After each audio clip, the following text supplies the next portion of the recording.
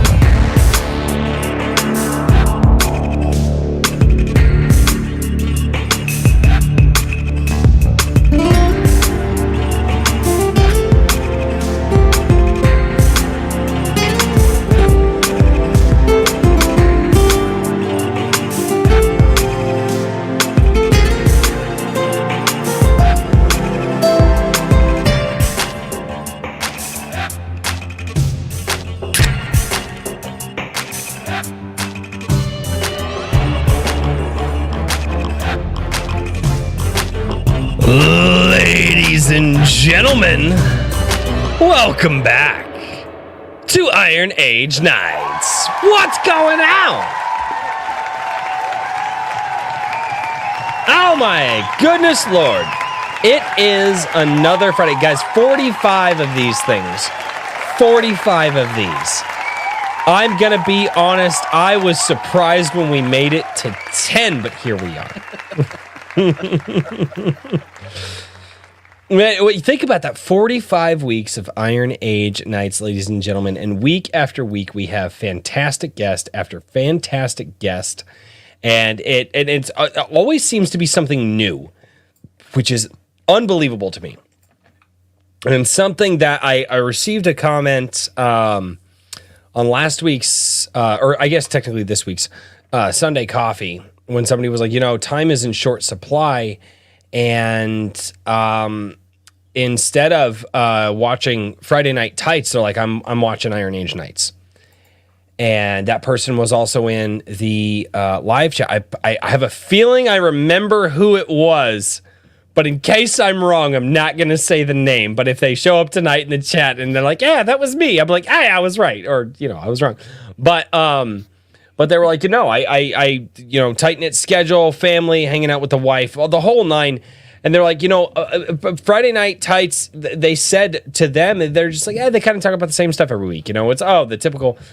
But they're like, Iron Age Nights, there's always something new. There's always a new person to experience. There's always somebody new to talk to, a new project to look at. And they're like, that's just really refreshing. And so hopefully, after 45 weeks, one, we are learning from our mistakes, because boy, howdy, have we had some. And two, I hope that we continue to bring just a show to you guys that introduces you to new creators and people who will become your new favorites, because I'm telling you guys, these guys are the people that we're interviewing in this show will be the people that they're making movies about tomorrow, right? These guys are going to be the guys getting the deals, I mean, granted, AI is going to be writing all of it at that point, but never you mind that. Over my dead body. Well, don't tell the AI that might make that happen. What? That's good. Arnold Schwarzenegger shows up. You said over your dead body. Why are you literally in the form of the Terminator? And now the AI has to compute like, well, this was the most acceptable form that humans would accept for a Terminator. And so, like, because AI would do that. They would. Little do you know that was the background of the movie. Just a time loop. Oh, before we jump into that, ladies and gentlemen, Time to introduce the man. I don't have a snappy thing this week. The guy's done like 3 magazines this year. I don't even know what he's doing anymore. He's doing that. He's organizing other people. He's getting other projects going. Ladies and gentlemen, the man, the myth, the legend, Richard from Iron Age Media. Hello. Just a lot of stuff. It's I know. Dude, you're not even in the group chat. You're so busy anymore. Like you won't even come. He's so busy. He won't even come into the group. Yeah. Oh. Yeah.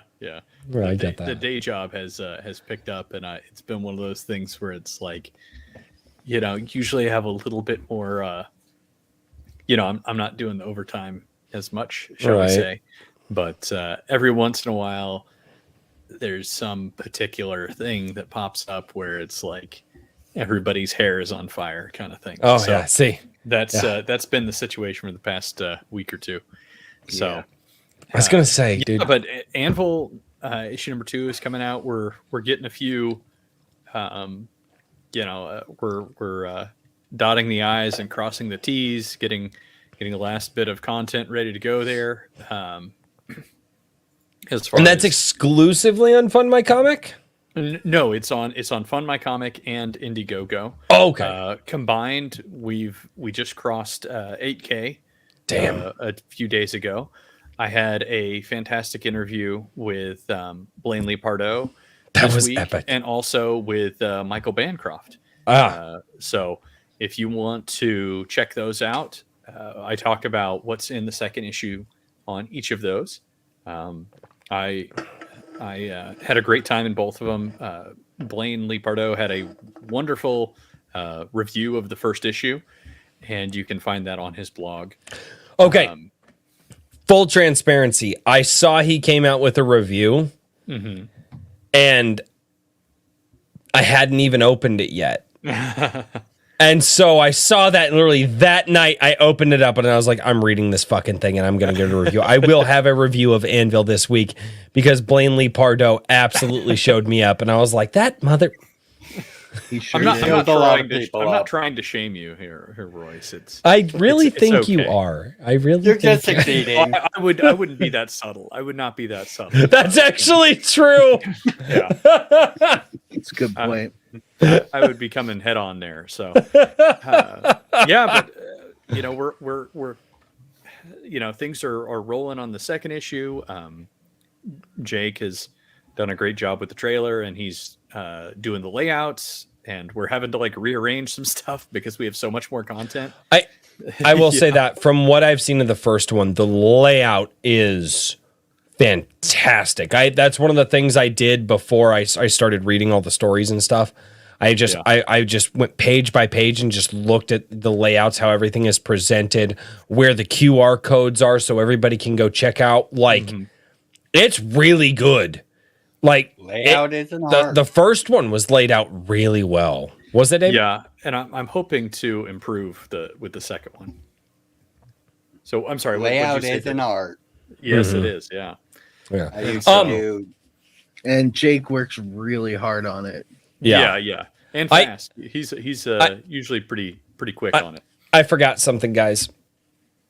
You forgot to say hello to the chat? I forgot to say hello to the chat. I wasn't going to say anything. Why didn't you say anything? Because King Richard doesn't care about the peasant. Yeah, I got my chance to do my intro, and I'm like, I'm just doing my intro. I'm not gonna wrap this thing up. So you hear that? Screw you, peasants! Screw you! All right, ladies and gentlemen, I cannot believe I forgot this. Oh my God, where is my head at this week? I wanted to get into the conversation, guys. I'm so sorry, but over on Rumble, we've got Joseph Peck says first. What's going on, Joseph Peck? Frequency Studios is over there. Says let's pound some plussies. Please stop calling it that, please. Just, I would very much prefer. But in the fashion that I do, ladies and gentlemen, whatever you're watching on Rumble or YouTube, if you guys would do me a favor, be like Nemo and touch that butt. The like butt. The like button. That button. The butt. Touch that butt, be like Nemo, and tell these platforms that you actually like watching this channel. It would be absolutely fantastic. We've got Garham. What's going on, man? How you doing over there? Chatsu over on Rumble as well. Squishy Banana Productions doing a freaking video game. I I got a gamer friend of mine that I'm like, when his thing is ready, I'm like, I got a gamer buddy of mine who can provide some really good feedback for video game stuff. So I want to touch base with Squishy Banana when he's ready for beta, or even alpha testing. That would be really cool. Over on YouTube, we got Maji Chan says, hi. We got Wrangler, what's going on? The Dragon Axe 1981. Sir, you're double dipping. Well, maybe. Yes, I am. Yes, I am. R.H. Snow. I just confessed. Expected. What? I just confessed. I was double dipping right then. Yes, somebody in chat. I thought I was caught red-handed. Well, I mean, that's now why you you can... always deny. Always always deny. R.H. Snow. Drowned out by the announcement of the Queen. See, R.H. Snow is she would love to be here, but she has an interview tonight of her own that she's going to be on. So Nice. much more important. I'm one of those guys. I'm like, I don't know. Should you go over and watch R.H. Snow? Should you be here for us? Like, I could be selfish and be like, no, you should totally be here. I will say this: whatever you decide, just come back and watch the VOD of the other one and make sure you support the VODs for sure. Frederick Guimont, what's going on? He sent off a submission for Anvil number 3. Yes, I was just telling him. I was just taking a look at it, actually. Ooh. I saw it pop in. There you go. We have Karen. Karen, hello. How are you, Karen? Karen, you are a Karen, but are you a Karen? Please say no to that. I'm so sorry. That joke is so there. I'm sorry. It's... Welcome to Iron Age Nights. Eric Wag, what's going on? Swift Sword Rush, how are you doing? Brenda Rush, hello, how are you? Joseph Peck, what's going on? Ashley Napier, how are you? I can't read that freaking name. Is this Sonar reporting? Because Lord Noob Skills. Okay, wow, there's a lot of numbers. Mad Ducks, how are you doing? A lot of new names in the chat. Fantastic to see all you, Joseph Peck. You're double dipping. 10 Cage, what's going on, man? How are you doing? Raving Dad Gaming, what's going on? Wrangler dropped a super chat earlier for 420. I always hear Trippy Souls cough in my head every time I do that because I've heard it enough. Evely Music throws down an LGF. Now, for those of you who don't know, LFG means let's fucking go. LGF mean let's go fucking. So More chat lore. More chat lore. Welcome to the show. To all the newbies who are here in the show, let's go fucking. James Craig, how you doing, man? It's a great way to segue into James Craig. Oh, I know. John A. Douglas, what's going on? Horizon Talker, how are you doing? Raul Deonzi, it's fantastic to see. Oh my God, you guys made the chat jump on me again. Why do you guys do that to me? There's like having conversation while I'm doing a show. Oh my God, you guys made the chat jump a lot. Holy crap. Matt Hatter 1776 Animation Overlord, how are you doing? Chris M, what's going on? Oh my God, there's a lot of people in the chat tonight. Wow, a lot of new names too. I'm very excited. David, are the new names your new names? Do you recognize these names? Oh yeah, I recognize quite a few of them. That's awesome, man. Well, thank you so much, guys, for yay. Hey, if you don't show up for next week's episode, at least you're here for David, and that is fantastic to show your support for him. We got the Ultimate Kahuna down in YouTube, drops a $4.99 super chat. He says he may take our sobriety, but he'll never take our freedom. Richard Anvil, Richard. The sobriety is taken. It is awesome. Gone. Keep it up, King. Anthony Rondinelli, how are you? Periops' Press is down there as well. How are you doing, Katie? Hi, Katie. It's fantastic to see you. I think I got. He says, LOL, it's Let's Go Friends. No, it is not. It is not Let's Go Friends. No, Evely Music. It's not. Denied. No. Should I make it a freaking poll? Should I make it a poll in the chat? What does LGF stand for? Let's go friends or let's go? That's going to be a ratio. But ratios are fun. Oh God. Oh, that they are. All right. now that I have awkwardly gone through some horrible intros, it's time. If you guys have a story that is tied up in the closet of your mind and you thought beating it with a stick was being friendly, this is the guy who's going to come in and rescue that story out of that closet and say, no, this is how we treat the story, and help you to get that story onto the page.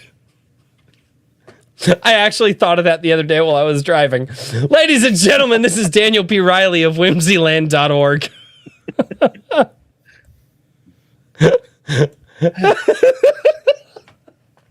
With friends like that, who needs enemies? I saw his face like, what the? This is just payback for my refusal to shill on his show. Oh, I told you, I will shill for you. If you're not going to shill for me, I will do it, and you won't like it. Pretty much. Just the look on your face. It's like, ladies and gentlemen, the moral of that story, be nice to your stories. Be nice to your stories. They'll get on the page if you're just nice to them. Otherwise, if you're not nice to them, you've got to hire guys like Daniel P. Riley here. And honestly, most people are mean to their stories, and that's why Daniel P. Riley has a job. Sorry. Yeah, I was gonna say, I'm not sure that's the direction we want to go. Thank you. I already went there. It's too late. Like you could have stopped me at any time during that, and you didn't. The sign was there. I don't know how nobody can stop you. When you're going there. That's true. If I get going, it's actually really, really hard to stop. I have trouble stopping. Actually, ironically enough, that's the one thing that pisses my wife off the most. I will finish an entire thought in my head before I finish the words out of my mouth, and I'll just stop mid-sentence, and my wife will just be sitting there like, "You gonna finish that thought?" I'm like, I did. And they're like, "You didn't tell me about it." I'm like, "Oh, really? I no, I heard the word. No, you didn't." Oh. All right. Ladies and gentlemen, all jokes aside, Daniel has worked with many, many, many members of the ADWC community through the Gilded, helping them put their stories to the page. He works with Richard, putting together Anvil, being one of the main editors, or I guess. Yeah, he's the editor. I'm technically the managing editor. Is right. Just the title for what role I fill. It's just a fancy word for butts heads with me on what goes in the magazine. Right. And so, but seriously, all jokes aside, Daniel has worked on a ton of stuff and is constantly trying not only to earn your business, but he also just reaches out and has helped a lot of people in our community. So, Daniel, what you got going on, man? How has your last week been? Not great. Hence the excessive drinking in the first 20 minutes. Yeah, I have. Yeah, I won't go into that, but yes. So, nope, you're good. I am here to enjoy David's creation and hang out with you guys. What's so cool is that, and I've said this so many freaking times on the Wednesday show, is that there's a very, very big reason why we have David here tonight. One, I was going to get David on. So, full transparency, everybody. I had full plans to get David on in September, and the guest we had already scheduled for tonight, and our September schedule is still up in the air right now, which is aggravating because we're a week away from September and things have fallen through. Schedules have people still want to be on, but we've got to redo stuff. We're gonna have an Iron Age Nights that's gonna be a totally different format. And it's going to be a one-off and a very special one-off, which I need to talk with my two co-hosts. Is that a possibility that we could potentially talk about? Responded. It's true, you did. Anyway, but so it's sad Richard is slower than I am. I know. So, but full transparency, guys, we're going to get David on in September. We had a cancellation this week because schedules again clashed. because people are going out and making things happen. And it was one of those things. It's like, well, that actually worked out well because we can now bring David on and get him in like a few weeks, like literally a few weeks earlier because of how the schedule worked out. Because it was going to be probably third or fourth week before I was going to be able to get you on. But I'm really glad that this actually worked out the way it did. And now the schedule's up in the air for next week. So, but we're working on things. But so full transparency, guys. David Odell runs the channel Griffin's Library on YouTube and locals.com. So locals.com and Rumble. I'm sorry. I'm not good at this. You know this. And one of the reasons that I'm very, very excited to have David here is because he's doing something that no other content creator, whether comic book, tabletop RPG, any of them, have done. And it is unique in the way that it's kind of what I do. Before we get into that, because I will lose track of this very quickly, the Ultimate Kahuna shared a $1.99 super chat, and he says, so your wife gets mad when you finish in your head. Fuck.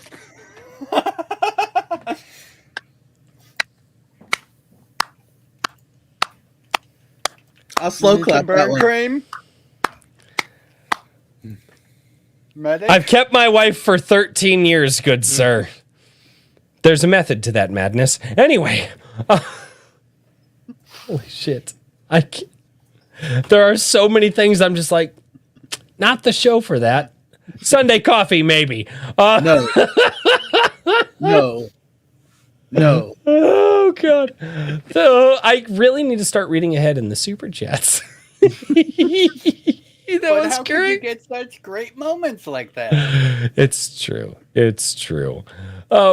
So, David, I want to introduce you in a different way that I've introduced a lot of guests because I've been wanting to ask you this question live for a while because you have been posting this in the weekly Comic Shop Wednesday show. I think even before I named it Comic Shop Wednesday, you were sharing. Yes. And don't tell me I know these things. No, you don't. Do you remember them is the question.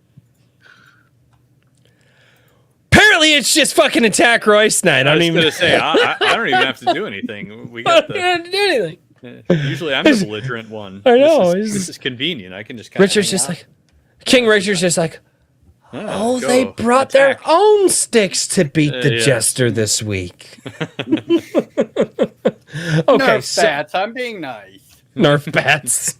We have I'm one of my employees. There's just a baseball bat in like our workshop, and he wrapped it with packing bubbles. You know, like the ones that you get and he's like, no, it's the safety bat. So when people aren't being safe, you can beat them with the safety bat. I'm like, well, till all the bubbles pop. Then it's just not as satisfying. That's all. It's true. It's very It's true. not All as right. entertaining. It is satisfying. Yes. By the way, chat, do me a favor. How is everybody's audio levels down in the chat? Is everybody hearing everybody equally? Who needs to roll up? Who needs to roll down? Just let me know because I want to make sure that everybody's heard equally. Okay, so back to my question. God, shouldn't have drank an energy drink before the show because now I'm fighting the tired and also wired, so it's going to be fun. But David, one of the things that and I've said this so many times on the Wednesday show when you've shared that you decided to share your story, your world, and your world building through more of the podcast style, YouTube style type of layout. Instead of putting it into a book, instead of, turning it into necessarily a tabletop RPG and doing like the literature and the pages and all that, you literally have 150 episodes of just taking people on this journey through your world, almost like it's a history channel, right? Almost like it's something that already happened. And I'll get to my other question, which is how you got started here, but I really want to know, and I've been wanting to ask you this for a long time, which is why I'm starting here. What made you decide to do that route instead of the traditional, put it into a book or put it into a tabletop RPG or a guide? Like, quite simply, it all has happened, except for the newer stories that I'm telling. It is all history. I've spent 25 years developing this with a bunch of people. It was my tabletop RPG setting. Most of the big names that you hear in the background are my players. For example, the Empress of the Gods, Genevieve Notacare, is in your chat. That's really cool. So it's awesome. Been Divine going royalty, over. nice. That's Absolutely. And also really the cool. insanity of being a DM that lets his players keep their characters even though they're divine. Yeah, that's a you thing. I'm not even gonna. Oh, that's the I've least done it. insane thing I've done as a DM. No, again, having limited experience with tabletop RPGs, we do a tabletop RPG with Black Knight, Star Shatter. It happens once in a while. I used to say twice a month, and now because of scheduling, it happens, right? Like, the flat out Black Knight was like, all right, we're the heroes of the story. You're going to play heroes. You're going to be heroic. That doesn't mean you can't be brutal to the enemies. And I have been brutal. I've actually kind of pushed that line a little bit. And people were like, good God. But we're still heroes of the story. We're still technically the good guys. It doesn't mean we can't mercilessly destroy the bad guys. But having that rule set of you will not be a bad guy, or because Black Knight was like, I as the DM, if you push me too far, I'll just nuke your character. He's like, we're the heroes of the story. Playing in that lane is really nice for my really first full tabletop RPG experience. I do not want to know what I would do if I had the freedom to just do whatever I want. And it sounds like you did that. Oh, yes. Through the years, because when we first started playing, we decided to make it a contiguous storyline. The past characters had relevance, and out of laziness, where I didn't want to guess what they would do, I made them play their characters. If they wanted to bring them in, oh, I'm going to go talk to this old character. Okay, tell me what you do. Tell me why you do it. Make sure it fits your old character. Ooh. And 20 some odd years of that, you end up getting people who are like, okay, I need a couple minutes. I need to talk to characters. Which ones? This one of mine, this one of mine, and this one of mine. Okay, we need an hour to figure it out. And again, Ooh, not the most insane. Dude, so you literally populated an entire mythos with the same group of players on multiple characters. Evolving group of players, actually. Oh, nice. What? So you did get some fresh blood in there, huh? Oh, yes, definitely. That is epic. For the people who have followed, the Valors, the top end of the current pantheon of gods, which includes Genevieve and a few others, that all happened when I lived in Philadelphia and my roommates. Oh. And we played all the time because... Oh, really? Cool. Yep. We would play because D&D doesn't cost money. You get the books, you sit down, you get to play, you get to cover your bills. And we got to the point of the first tier of gods being made. And then we ended up moving up to, or down to Florida. Got a new group of people along with one or two that had moved with me from Philadelphia. And there's your second and third tier of gods of the V's, which are victors and voids. Wait a second. Valors, victors, voids, vanquishers. Sorry, lots of V's. I do alliteration. You're it's good. a headache. The next two came out of my roommates and my next door neighbor. And we had this strange policy of if everyone's around and you can convince me, we're going to play, which ended up with 60-hour playing weeks sometimes because Wow. it's cheaper to play game. And hey, wait a second, do we want to play? Yell for him next door to come over. Okay, we're playing. And that's where you get the next 2 tier of gods. And then thanks to a individual good friend of mine who's actually away for a birthday, or else he would be here. You getting knocked on from heaven, Royce?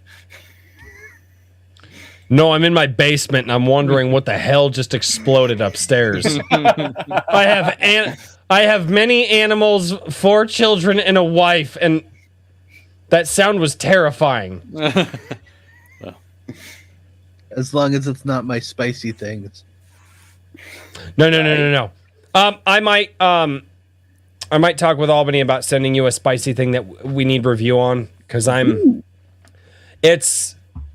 having issues with it, and it's not bad. Like, yeah, I'll talk about that later. My wife makes homemade barbecue sauces, guys. So and she Spices.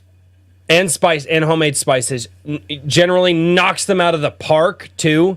And I'm usually the test guinea pig, and like she's like, hey, try this, and she did this one, and usually she knocks it out of the park. Usually it's like, oh babe, this here, second time through, good. This one, she's on like the 3rd like testing of it, so we let it sit for a day, and we're hoping that it works. It could just be it's not a my palate type of thing, but I don't know, so I might see if we can't send some small just samplers out to people to be like we really need critical stuff here. But so I might actually talk with Albany about that. But yes, sorry, David, I apologize to go on the interlude I'll about be that. your lab rat. It's fine. You are absolutely fine.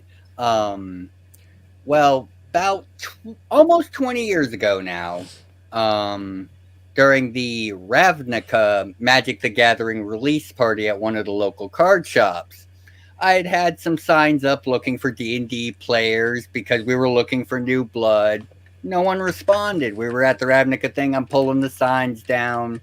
And the gentleman who is now my roommate was like, wait a second, you're the guy who runs D&D?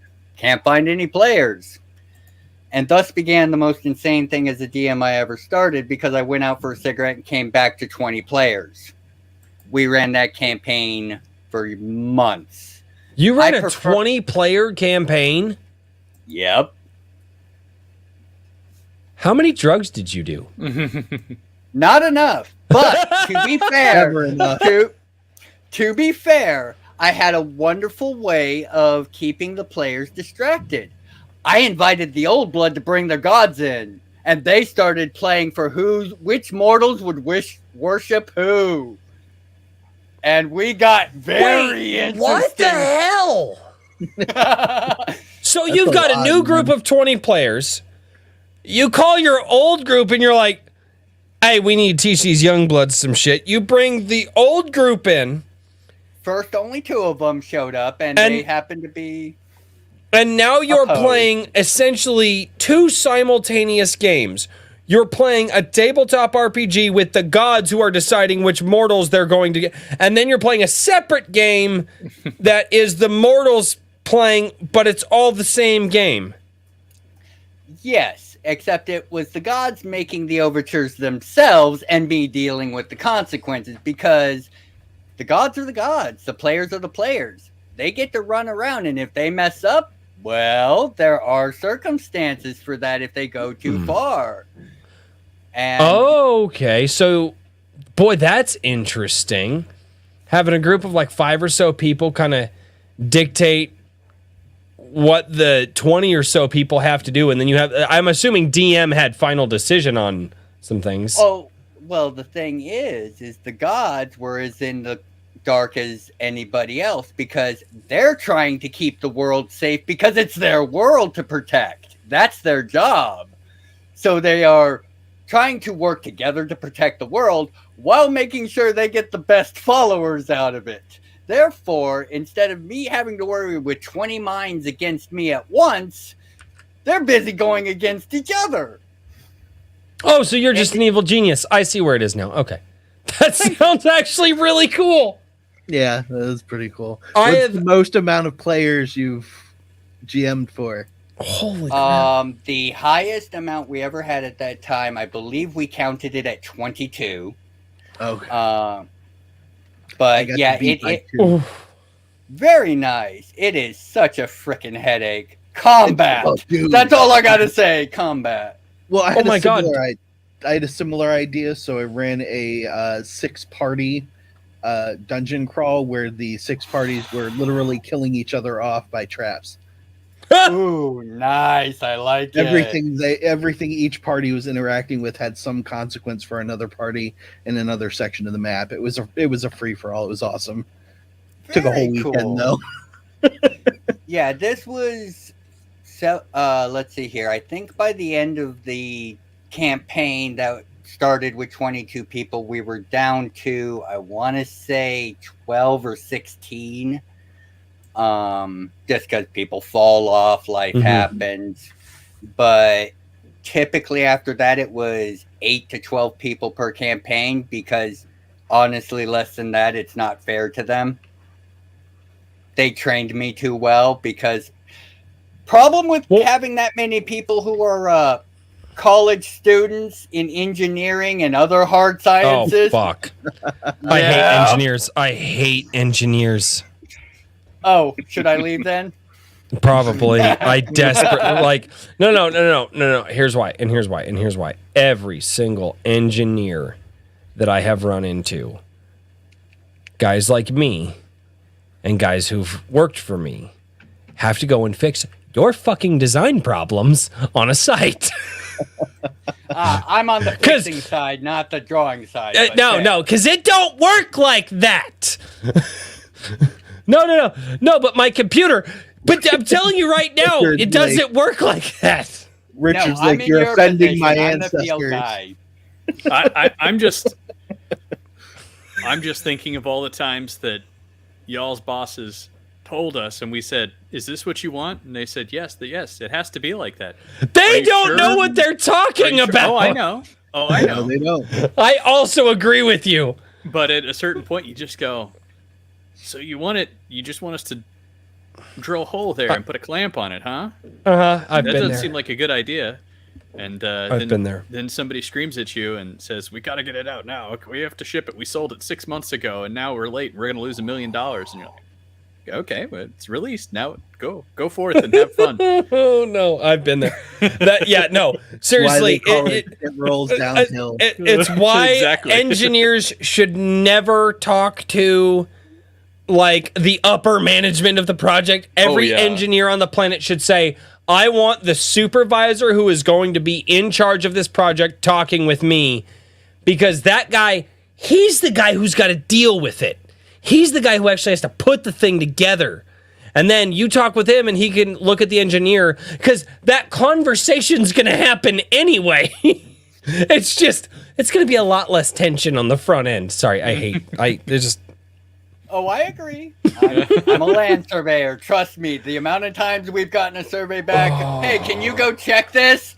That Yeah. road does not exist. We wrote it in big block letters, paper street. my Why is favorite. it on the survey? Oh, dude, my favorite part is, why is this corner off 3 feet? When you're doing buildings? Ow!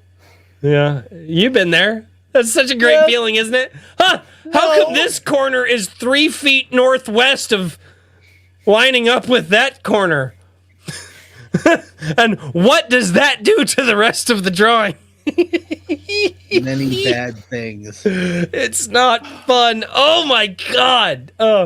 Okay, so we now have John A. Douglas, you're in the chat. We now have David Odell, another guy we can draft for the Blue Collar Night. We're putting a Blue Collar live stream together, probably over on Rumble. And I don't know when it's going to happen, but we've talked about this. But I'm going to draft you, David, because 10-4. we're just Blue Collar Night. We're going to talk about the blue collar stuff. It's going to be great. But let's get back into Griffin's library.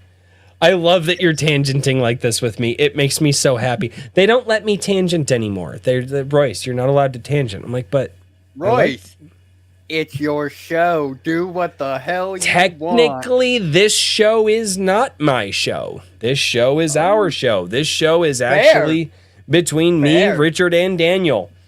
Wednesday night comic shop, mine. Sunday coffee, mine. This show here came together with the three of us, and all of us sat down and we have discussed rules of the show many times, and all this stuff, and this, that's why so we've had some people like reach out and they're like, hey, you know, we'd really love to come on your show, like, you know, we've got this project that we're working on, and I'm like, hey, I got to run it by the guys. And I've had a few people ask me like, oh, what do you mean you got to run it by the guys? It's like, well, for those that don't know, this show here, this isn't just like my brain baby. This is something that came together with me, Richard, and Daniel.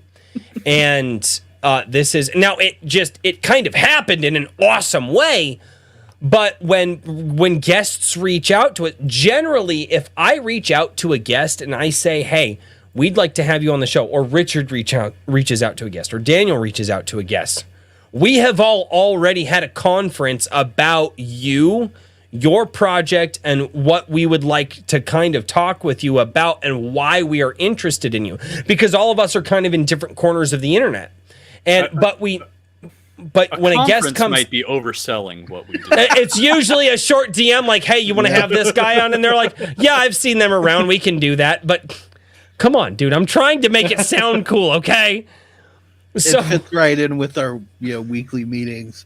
That was 6 months ago. Actually, no, it's more than 6 months ago. That was 8 months. It's 8 months. Yeah, the last one was in January, I think. Mm-hmm. Yeah. So, but that's the thing. Yeah, it's and some people don't. And I want to put that out there to let people know, like this. Yes, it is on the A Drink with Crazy channel. No, I do not have ultimate final say over this show. I mean, if I did, it would probably be a very heated discussion. Usually it's, there's a 2 to 3 majority. There's a little bit of democracy that plays in, and then, we'll let the chips kind of lie after that. And then we've actually had some conversations after a couple of episodes like, dude, bro, what the fuck? but no, yeah, it's not my show. So and the reason I need to make that abundantly clear is because a lot of people think that this show is my show, or some people don't realize that it's not just Richard's show. And some people don't realize that it's not just Daniel's show, like, because we're all some people don't realize that we're separate human beings. That's been an issue at time or two. Remember that, DM? Yeah, that was the funniest. There's been a time where it's like, yep. Yeah. They think that A Drink with Crazy and Iron Age Media are in fact the same person. Yes. Yep. I know we're all pretty similar in appearance. Like we're basically interchangeable. Yeah, it'd be an easy mistake to make. The personalities identical. We're just right. Carbon copies. Mm-hmm. Nobody thinks I'm in charge of this channel. Just so we're clear. Yeah. Or is that just a subtle way to say, I don't want to be You're responsible? the quiet mastermind. Yeah, maybe it's a responsibility thing. Oh no, Daniel. Here's the thing though. Daniel talking about button heads with Richard and like making sure stuff. We've had conversations about like there are guests because one of the things I think all of us have agreed on. If one of us says, well, you know what, I can't really contribute to this conversation, but I don't have any problems having the person on. They talk about different stuff than I do, which is why all three of us work well together, is because if I can't carry a conversation with somebody, Richard can, or Daniel can, or, vice versa. But if one of us comes out and says, I am not comfortable being on with this creator, this person, I've either seen the project or I've seen their online conduct or whatever, and I'm not comfortable with it, we've flat out said if all of us don't agree that we're all cool pushing A Drink with Crazy, IronAge.media, Whimsyland.org behind that person on that show, we don't do it. It is a three-way agreement. I mean, we've had arguments back and forth. We've had debates back and forth. We've done some convincing. At the end of the day, if it's not a three-way agreement, we don't host the person on the show. You know, and that's just, and that's one of the things. And David, here's the cool part. When I was like, hey, how about David Odell? They were like, oh yeah, no, that guy's cool as hell. So like you didn't even need to get much of a, you know, they're like, yeah, no, totally checked out some of his stuff. Yeah, but no, so it's a fun time. And I put that out there because a lot of people don't realize how the show works. I didn't. And we've never how we operate. We've never actually talked about it. Mm-hmm. Out of all of the shows, we've never talked about how we set it up, how we do the show, how we book the show, how, you know, like if people reach out to us, it's not just a unilateral decision. And so at some point, it's probably important to talk about it. And David, I'm sorry, you were just the one to mention, Royce, it's your show. And I'm like, No. Let me say no. Transparency is always good. So, but no, so that is the thing. So that is the thing. It is not my show. And I don't remember. Small veto power over his rants.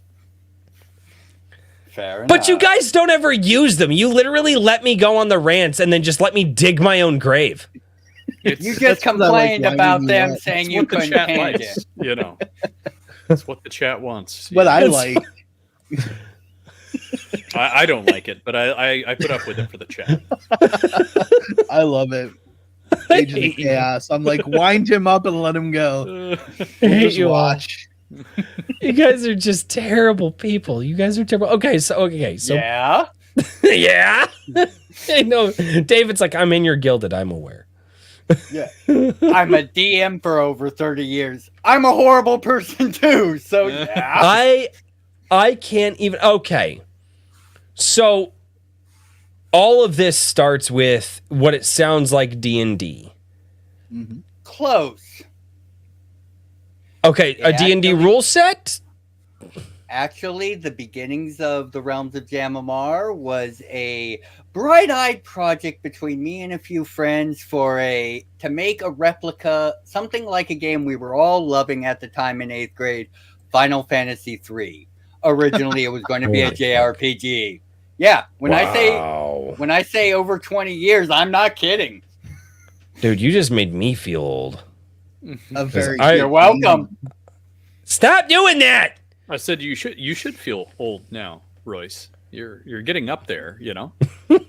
Screw you guys! I'm the youngest person on this panel. Probably. Yeah, you're getting up there with us. I tell you, it's not long before you'll be. Richard's got a little bit complaining of about those kids, you know. Dude, can you imagine me at 60 years old, potentially with still my same energy level, just screaming at kids on my yard? From a lawn chair. Of course, then again, I'll have to look at my wife and I'll be like, babe, I told you to stop feeding them. If you keep feeding them, they'll keep... The children need their cookies, sweetheart. I'm going to go make some... No. She would do that. My wife would do that. She's awesome. That's why you married her. You got a good impression there. I like the old wife impression. Right. That's going to be a crowd pleaser, I'm sure. Oh God! And the memory continues. The memory continues. Oh God! I'm sorry, David. Usually we make it about an hour and a half before we go off the rails. No, off the rails is standard for Jamamar. Dude, so I feel at home. I have gone in and I have actually, believe it or not, it's generally after the Wednesday live streams, where I'll tune into either like your newest episodes that you've done and stuff like that, and just listen and just try to cue in. And it's funny, I can click on any of you've got 150 episodes right now to introduce people to your world. And your world is so expansive. It's one of those, because I don't have all the time in the world. So I'm kind of tune in, and then, I kind of have, oh crap, I get busy and jump out, because I try to listen to things while I'm like, you know, because I can listen to stuff like while I'm at work and just doing computer work. I can throw an earbud in and do that. And there's so many different things going on in your world and so many different stories going on in your world. It's just like, all right, I'm lost.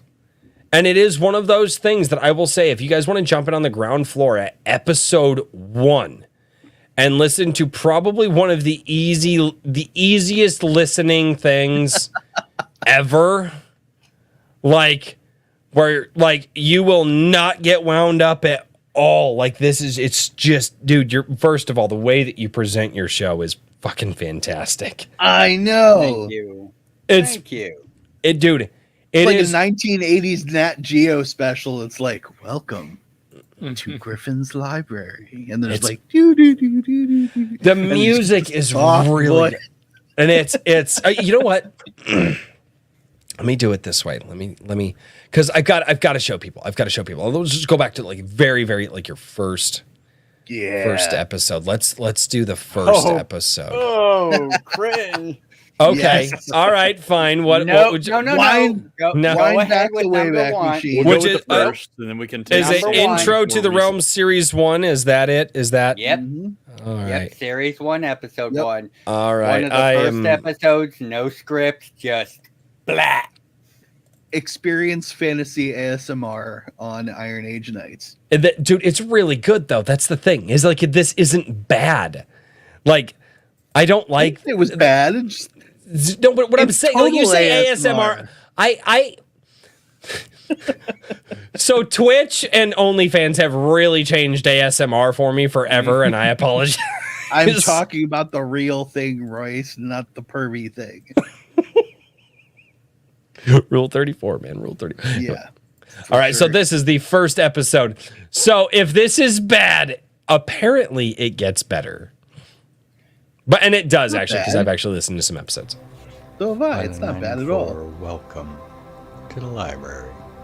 I am David, Is that not a and Nat I will Geo be voice? introducing It you is. To the realms of Jamamar. Please note, these early entries are nothing more than introduction to help familiarize yourself with the various intricacies and details of the realms of Jamamar. Got a little Bob Ross going in there. The Right. realms of Jamamar Some are happy a little colloquial term Everybody needs a for friend. the various planets and other such living habitations throughout the Credella So, sector Here of the is Nine Wings Galaxy. As a setting, I love the you will map. find everything from high tech Thank you. to high fantasy to virtually neither of the two. It is a world of wonder, mystery, and history. And I hope to show you just a bit of the wonder of it via these entries. So let us begin. so this Of is course, at the beginning. episode 1. Yes. And I give that as an example because this is one of 150. Now, I would say this is not, I would not say ASMR. I would say, so years ago when I was having my panic attacks, because, you know, I'm wound for sound, wired for stress, and tighter than a violin string. That's me. That's how I live my life. It's fun. But when I was, Phrasing. yeah, well, the show is aptly Move on. named. But anyway, but I was trying. I was one looking into various different things because I didn't want to medicate myself. Medication is just not like I'm like if I have to take a medication, it's an ibuprofen because joint pain from skateboard injuries when I was a kid. But so I didn't want to do medication. So I went through and I found various different, like, especially to fall asleep, had a lot of trouble falling asleep. So I was finding things on YouTube that were, you know, things to ease the mind, you know, the meditation things to just help you kind of just relax and really slow down and really kind of lose yourself in that. I would equate what that is with the music, the background, the way that you speak, like a meditative journey. Like That's literally what ASMR means. that's not. It's so weird now, though. I don't like the. But anyway, so It stands for audio sensory median response. yes, That's exactly what you're describing. But the brain is weird, and association after long enough will. Yeah, the association now was with weird women making noises, but you know, it is, and I don't like it. But anyway, I absolutely. Oh, when I was listening, because I actually pulled it up today. I pulled up the first episode and was listening to a little bit of it today, and I was like, man, what does this remind me of? And it reminded me of that. It reminded me of taking me out of a stressful environment. And I'm at work, so I have to kind of stay wound up at work, you know. But I'm like, this reminds me of taking me out of a stressful environment and introducing me into a world and kind of going through its history. And again, another thing that, like, you are telling your story in a way that almost nobody else is. You took this world that you built and created, and instead of just selling like the guidebooks, which maybe you are, and maybe I'm just an idiot, but you're putting it out there in a full story for people on YouTube. What gives you the idea to do that? Where did you, like, what made you go, no, this is how I'm going to present the story. I'm not going to do the traditional route of putting it in a book, putting it in a guidebook. No, I'm gonna go on YouTube and I'm gonna tell people about this world that I've created, and I'm gonna take them through this every week like it's the History Channel of Gemimar. Well, apparently that's weird. your video players in the greatest face ever. absolutely. But to answer your question, I took a lot of inspiration from lore channels for other settings, because I've sat down to try to write Gemimar books, and they turn into a disaster because there's so much that needs explaining. Like, I ran a short story past a friend who had no experience, and they handed me 3 pages of questions of what is all this shit? It sounds cool. Like, the story flowed, but what the hell is Christech? What the hell is Void and Aether and Temporsis and all this shit? So I decided, as my goals actually go far beyond just running a YouTube channel, as a proof of concept and something for people to be able to refer back to should they come across another production down the road, explanations. I took a lot of inspiration from a particular Warhammer channel called Baldamart's Guides to Warhammer. And he does little story blurbs that he writes up within the setting to give showing, not telling. And I really like that idea. And let him know, oh yeah, it has worked fairly well for me so far. Because I do have other projects I want to eventually get to, but I also want to have that backstop for people to be able to go and get the explanation of what is this, what is that, without breaking the flow of whatever later creation I am making. So it's like a video version of a companion book for your standard role playing game. Correct. It expands on lore. Exactly. So I like it. Have you considered, putting together like an RPG book? I have. The issue is because of all the different rule systems that were used in playing and building all the lore, because it started in 2nd edition D&D, then went to 3rd, 3.5, then Pathfinder with a little bit of the ice I love system. how you skip 4. Why would I go to 4? I It was just said 3.5, then Pathfinder came out. Pathfinder was the superior system to 3.5. Agreed. And 4, why would I try to reduce something so complex? It just wasn't compatible. Because I looked at it, because my players were like, hey, this is coming out. Do we want to move towards this? because I had the great fortune of having a group of players that were willing to, oh, we need this book. One of us can get it. And thus we're able to pull. So jumping rule sets was a big decision. And we've kind of come to the decision that if I ever run it as a tabletop again, I have to build a custom rule set from the bottom up. And that's a lot of work that I have not been able to properly focus on to do because of all the multiple layers. Because not only do I have to make it work within universe, but I have to make the rule set work without getting sued for being too similar to one of the inspiration settings. So that's a thin line to what.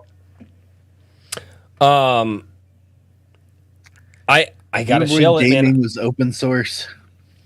I was gonna say I've got to shill it, but you're in the Gilded, and dude, there are so many talented people in the Gilded that if you wanted to bounce an idea off of them, and I'm sure members of the Gilded would be more than happy to help, because the members of the Gilded are highly underworked. And they're really not. They actually have more work than they can possibly say. But they will always, for the benefit of another and the destruction of themselves, help somebody out, because that's just how they do, and that's why that community is so unbelievably fantastic. But oh, I'm in good company then. yeah, my Gilded is insane. And we do love to collaborate. Well, Yeah, I will keep that in mind. Unfortunately, between trying to finish this current series and figuring out where to go from here, I haven't decided to go back to the tabletop RPG quite yet, but it is in the wings. You know, we should get you in touch with Vincent Baker. Because a guy who could probably come up with a system that would work with you, he could probably come up with one on the guy comes up with a new game system, like what did you say, every other month, guys? Some give or take? Like, Nah, Yeah. he's been at it for years. He he's has a lot of background. He also does, I will say, I think that, a lot of his background is much more in the faster play type stuff. He has some fairly, intricate RPGs, but I think he's only done one of those. Well, Yes. even he said trying to design an RPG system that's dynamic and engaging is extremely time consuming. Yes. Yeah. But And and one that's that- why he runs everything's off of. I think he said he runs everything off of a D6. Mhm. This is all For his, for all his stuff. He's like it's a D6, and it's 1d6, 2d6, 3d6. It's all based off of that, and it's he keeps power scaling low, so that way things don't just get redonkulous. And things Realms like is all about redonkulous. oh yes. So we'll make you a Super Saiyan dice. It'll be great. Yeah, that class exists. 2,000 sided. Son of a bitch! You have Super Saiyans? They're called the followers of the True Fist. I love this so much. Yes. That's I- freaking fantastic. I wear my inspirations on my sleeve. The wonderful thing about it having gone for so long is so many people have gone, I want to do this in your world.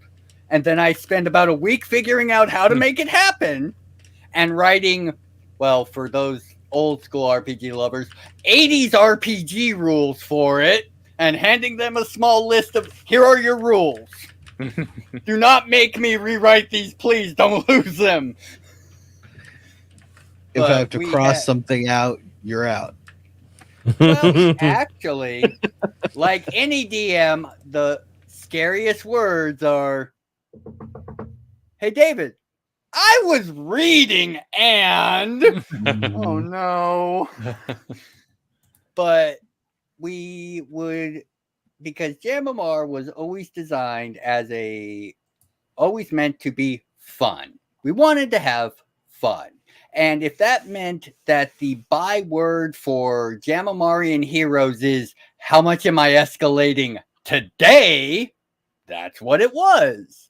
As my sister, who plays Genevieve, will say, escalations are our specialty. Nice. So, yeah, it's been a ride. We used to play very, very regularly before all the insanity happened a couple years ago, and yeah. So you said current project. What's the current project? Current project is currently finishing the current series, which only has a couple more episodes into it, and then I have a small group of individuals that have come up that have gone, hey, do you want voices? Do you want this? Do you want that? And I'm like, yes, but there's no way I can do it in my current weekly workflow because I just can't organize multiple people in a single week, especially when I'm writing the episodes last minute because I've already brainstormed it up. Mm-hmm. Sitting down and typing it out is the hard part because it's all set. Because that's how I work. I brainstorm it all up. I spend like 20, 30 hours per episode figuring out how it would work and then remembering, wait a second, what about this? And then rewriting it like any author does, I'm quite sure. Plot holes. Plot holes, or wait a second, this person has this ability and why would they not use it? Wait a second. So I'm hoping to move to a more fuller format. I really want to get them to where they're the level of an audio drama with proper scoring and sound effects. I'd like to get, thank you. I'd like to get some solid artwork in, but that is the hardest part of the formula because I refuse to take free. Because every one of us that is in this space is trying to make it and going, I'll take free from you for exposure, just it doesn't sit right with me. It's one can understand. It's why there's so little art in the episodes. Occasionally you'll see a couple art pieces that were created during one of the last major campaigns, like the 20-person campaign. I had an individual, wonderful young lady who drew a absolute crap ton of art, and part of the reason a lot of it hasn't been shown is I haven't really focused on those characters, and it's fairly specific to a small group of what are now gods, and it just wouldn't feel right to just splay them up just to put up an image for people to see. That's why it's normally the maps. They're normally color-coded for the storyline.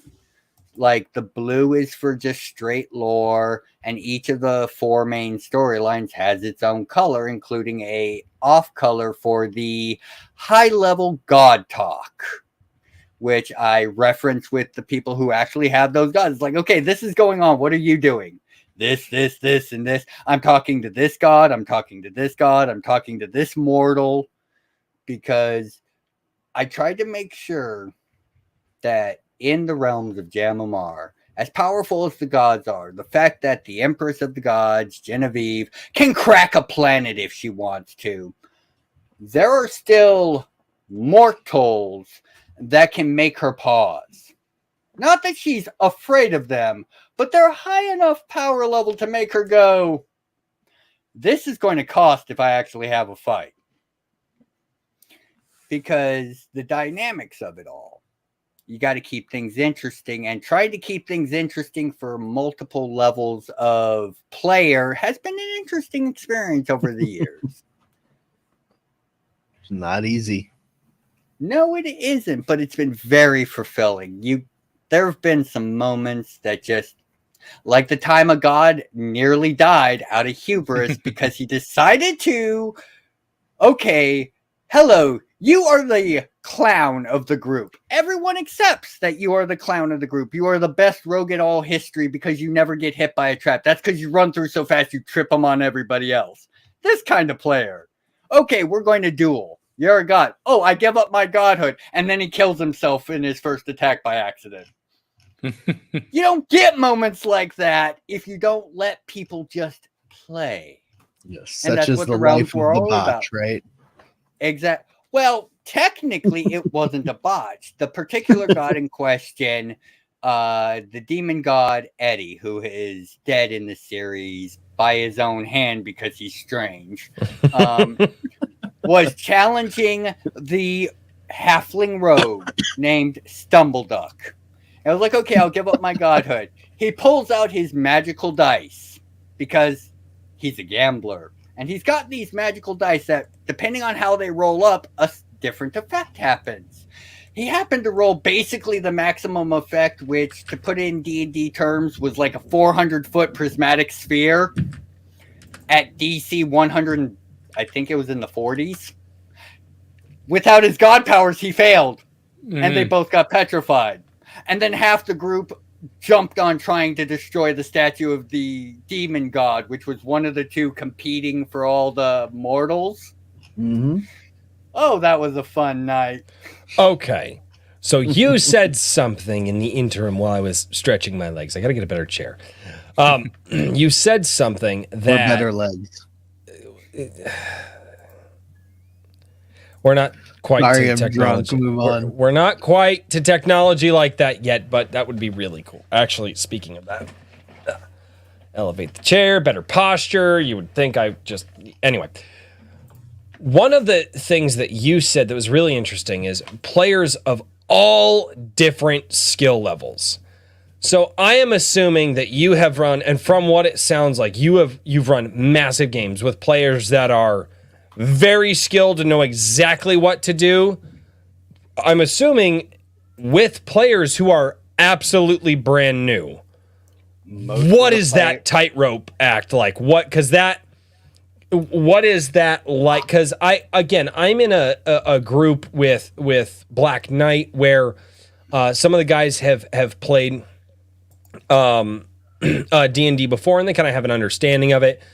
Myself and Trippy are newer to the 3.5-ish system. It's been modified heavily, so that's why I say ish.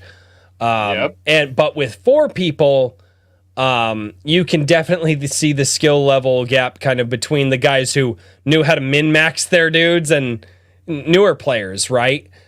How in the world, what's that tightrope balance like with 20 players where dudes have, or however many players you have, like what's the skill gap? Have you seen brand new, it's their first time ever with guys who've been playing for 15, 20 years in the same opening? Almost every group.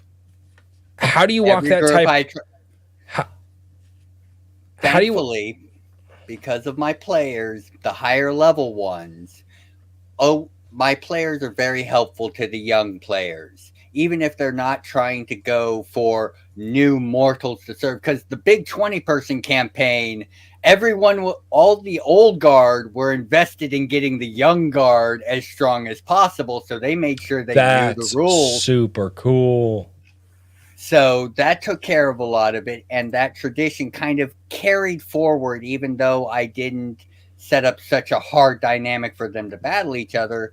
The older players would help the younger players and would talk to them about, okay, hey, if you do this, you'll make the vein in his forehead pop out because he's not expecting it. That used to be the gauge for when they got me, is the little vein in the forehead would start popping out because it's like, why would you do this to... Okay, all right, I guess we're going here. I am so glad at least my first campaign is not DM versus player versus DM, because I've heard, and I kind of watch a couple of D&D sessions now, mostly with like the Geeks and Gamers guys, and like I've heard guys, they're like, oh no, every time I play D&D, they're like, my whole goal is to fuck with the DM. Like that's it. Like I'm going to build it. If you're not fucking with the DM, are you even gaming? No, I want to okay, all right, am I wrong in this? The DM has this story. And I want to experience that story. And so I want to play in a way that I get to experience the hard work that the DM has done. Again, I am a new player. Is that just a new player thing? Will that veneer polish off? Will that just... It depends on the group. Like, I'm quite sure Daniel will agree with me here. Every group has a different dynamic. For most of my groups, they want to experience the story and the world. The older players will tell the younger players, do what you want. Follow whatever impulse, as long as it's in character, because David can cover it. If you decide to go completely off the script, there is nowhere you can fall off the map with David, because he will have an answer. Even if the question's never been asked before, he'll have an answer because, well, he always has. Yeah. So it really if does you've got come a down good to the GM, group. it's great for that. Yep. But wanting to experience the story, that's perfectly fine. There are some GMs that just want to go through the story and see the variations, the little variations that the player makes. And then you get DMs like me who are like, I know better. You all want to see me have an aneurysm. So I have this over arc and I have the big points. And I've already figured out how you can't avoid most of these big points. Yep. And they still skip half of them. GM, I spent 28 hours creating this campaign. Party members, we're going to go to the next town over and find beer. But then that's when you get your revenge, where you get them on the smallest thing. One of my most recent favorite things was I got my players so stuck because they met this NPC who came out was all badass and stuff. What's your name? Well, you should already know my name. And that's all he said. At the end of the campaign, they need... No, his name is Well, because there was a comma there. I spent 3.5 hours practicing the cadence to leave a comma that no one caught. Nice. And, oh yeah, trust me, I accidentally, well, because of a lot of drinking, let it slip that was what was going on. I almost got beat for it. I almost got beat because they were like, wait a second. What? He did say... Grr. That's great. Oh man. All right. Well, I think one of the questions that I had, how do you do this for 150 episodes? Because you've been doing it for 20 years. You've got the lore. And not only do you have the lore, but you've built it off of your players. You've taken what your players have given you and you've turned it into this wholly expansive world that you're now sharing on YouTube, that you're building all of the time. Nefarious Royce doesn't even know how to respond to that. I really don't. I am a tabletop RPG noob. Like, let that be known. I am absolutely a noob at it. So that being said, one of my best friends, you guys know him well on the channel, Convoy Bebop, the son of a bitch who coined the term Iron Age Booty Daddy. That guy, he's been playing Dungeons and Dragons. He's been playing Dungeons and Dragons for years, and he's only been in a couple of campaigns, but they were like long campaigns. And then obviously groups fall apart, life happens, kids come along, divorces, and just crazy things happen in life.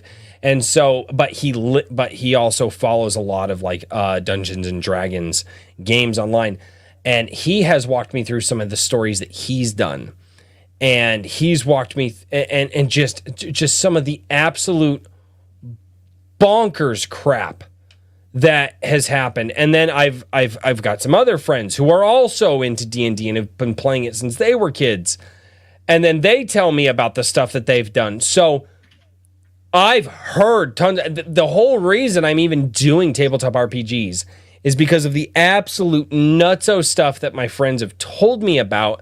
And I went, it just sounds like fun. I want to do the nutso stuff too. Yeah, it was. Well, it was like, man, it's like hanging out with your buddies and just telling outlandish stories. Like tabletop RPG is the best way for adult men to tell the fishing story, right? And every time the fish gets bigger. That's what tabletop The big RPG fish is for tale. nerds. It's the fish tale for adult nerds. And it just keeps getting bigger and bigger. Every time you tell the story, it's just like, wait, what happened? It's like, no, because the first time you catch the fish, it was 6 inches. And then the next time, no, it was 9-inch fish. And then pretty soon, about 4 or 5 years later, that was a fucking trophy winning fish. I have to water it down. I have gotten called bullshit on so many times on various stories from my insane freaking players. It's like, yeah, he just got a bunch of he just min-maxed his action economy because trying to tell someone that someone figured out a way to get 12 full round actions in one round. Yeah, that was the healer in one of my last campaigns. The one that swore to never attack anyone because they were the person in the group known for finding every crack and min-maxing. And I was like, I don't want you to be an attacker. Okay, I'll be a healer. Everyone's healed. No one can die. Mm-hmm. And then because it wasn't a game that I was running, it was one of the rare games that I got to play. And unfortunately, after running for that many people for that long a time and having to challenge your brain against so many people trying to rip your world apart, it's not fair to DMs when I play because I know all the tricks in the system. So you sister are decided- literally Bane from The Dark Knight, right? You merely adopted the darkness. I was born in the much. darkness, molded by like that's what you sounded like to me. You're just Oh yeah. A friend of mine tried to run a game for me to give me a break, and I blew through 3 weeks of his content in 45 minutes. Because I killed the boss by dropping the ceiling on them because sonic damage ignores hardness and you set them under a roof. Die. Yeah. That's fair. wow. I've I had love how similar Daniel's just like experiences. that makes sense. Well, being the guy that always ran the stories, every once in a while when one of my buddies was like, I have a story I want to run, and I'm like, I'll play. They're like, no. I've made the oath to never Okay. play again. I've made the oath to never play again because my sister loves me to death. She was running the campaign. She was like, you're too insane and you're completely within the rules that we've set out. So I'm going to let you have one huge badass scene and then I'm killing you. And I'm like, okay, let's see how many elder fucking ancient worm dragons this character can kill. The answer was 14 in one round. Jesus And- Christ. And then There I you got one shot. And then the healer, who was my character's best buddy, decided to flip the script and go, wait a second, you killed the one guy I actually like. I'm killing that god in one hit. I've got 14 actions. Yep. Why are you all psychotic? Well, when you're the Because GM, you have it's to know the fun. rules. And so if you know the rules, you're the worst player. Exactly. Yeah, If wow. you know how it was broken against you and all the ways Yep. that you are so glad that they didn't break it. You're like, oh, you're only doing that. And then you realize saying the word only is a death trap. So, that's what you're doing. Yep. Even at level 1, just the knowledge of how the system works is essentially like Neo from the Matrix. Exactly. That's I have a lot to learn. I absolutely have just a crap ton to learn about. But out of all of the people that I've talked to who have been playing tabletop RPGs for years, I never stop having fun with listening to, because I've literally like you said, talk with my buddies about it. And they're like, oh we were playing this campaign, and I'm like, tell me about it. They're like, what do you mean? I'm like, well, start at the beginning. And they're like, you sure, bro? It is more fun for me to listen to my friends who are engaging in whatever game they're engaging in and just tell me about the absolute bonkers, like dude, Convoy Bebop's shit was insane. Like, and I will sit there and just listen to them because I do a lot of driving for my job, right? This is where I get to call people and talk with them. It's like, oh, I've got a 2.5 hour drive to this one place, so I call people.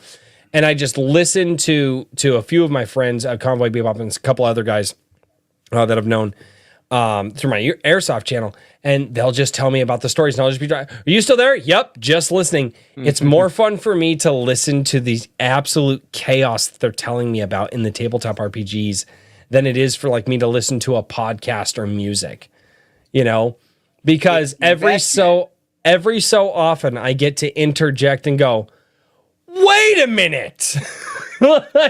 And the podcast listens to me because it's just my friend telling me about their tabletop. And I'm like, hold on. I missed something. And I'm like, how the fuck? They're like, well, remember I told you about this thing the last time we talked? Yes.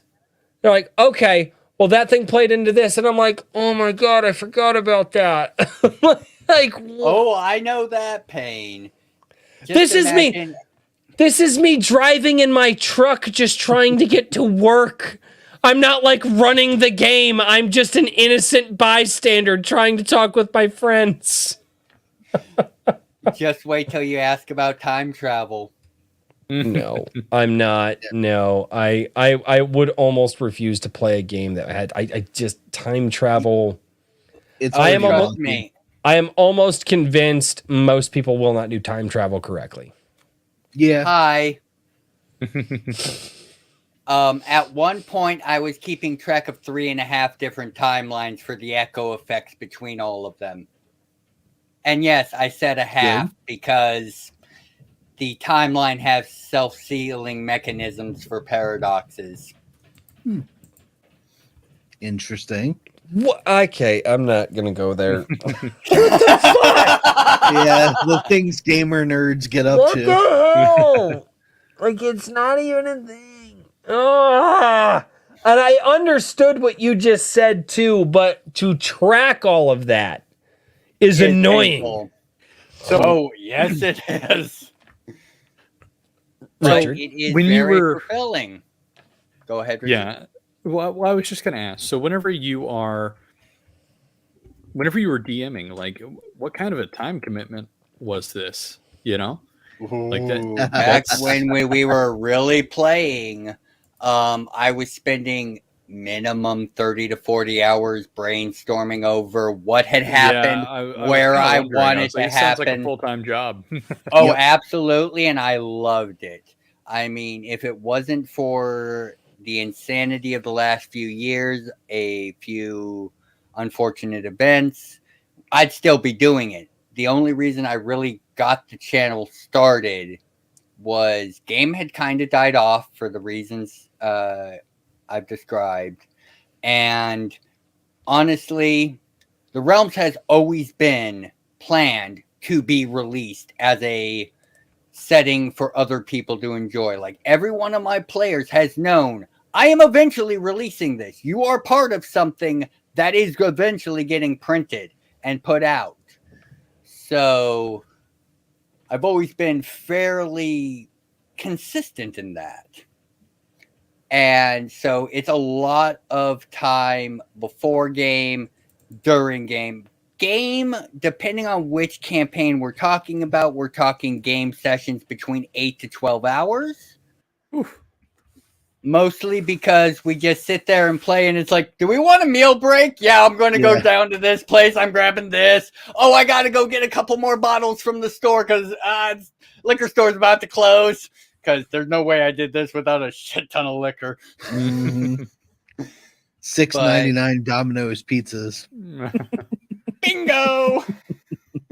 Yep. But yeah, man, you're looking at, other than playtime, a minimum of 20 hours of prep per week. Oh.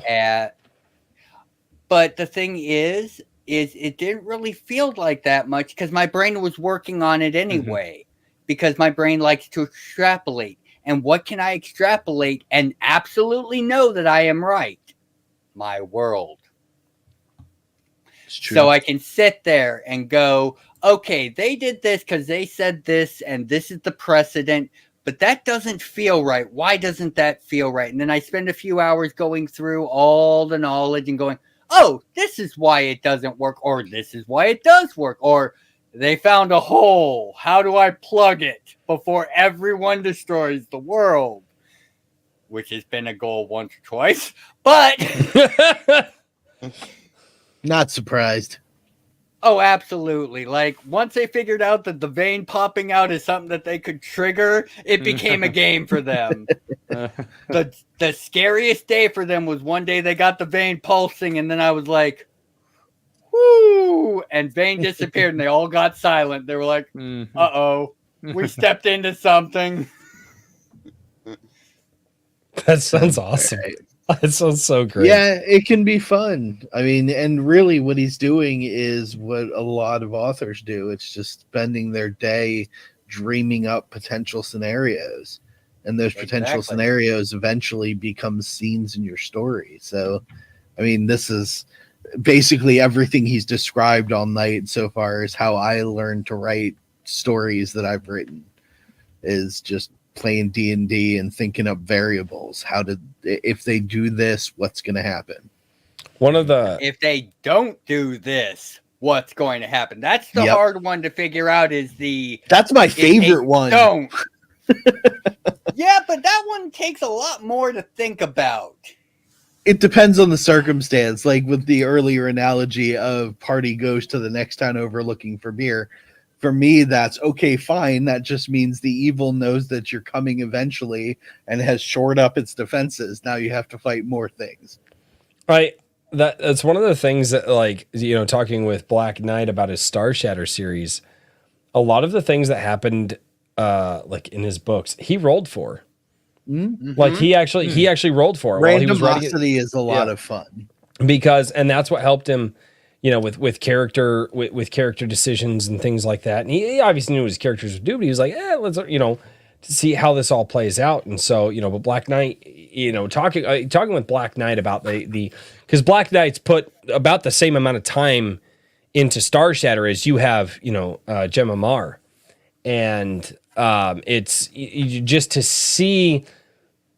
It's interesting because I get to talk with, and I'm just going to call you an author of a tabletop at this point, like, but it's enough. interesting to just for the sake of this, just for the sake of what I'm about to say, talking with new authors versus talking with guys that have been working on something for 20 years, you can see the differences.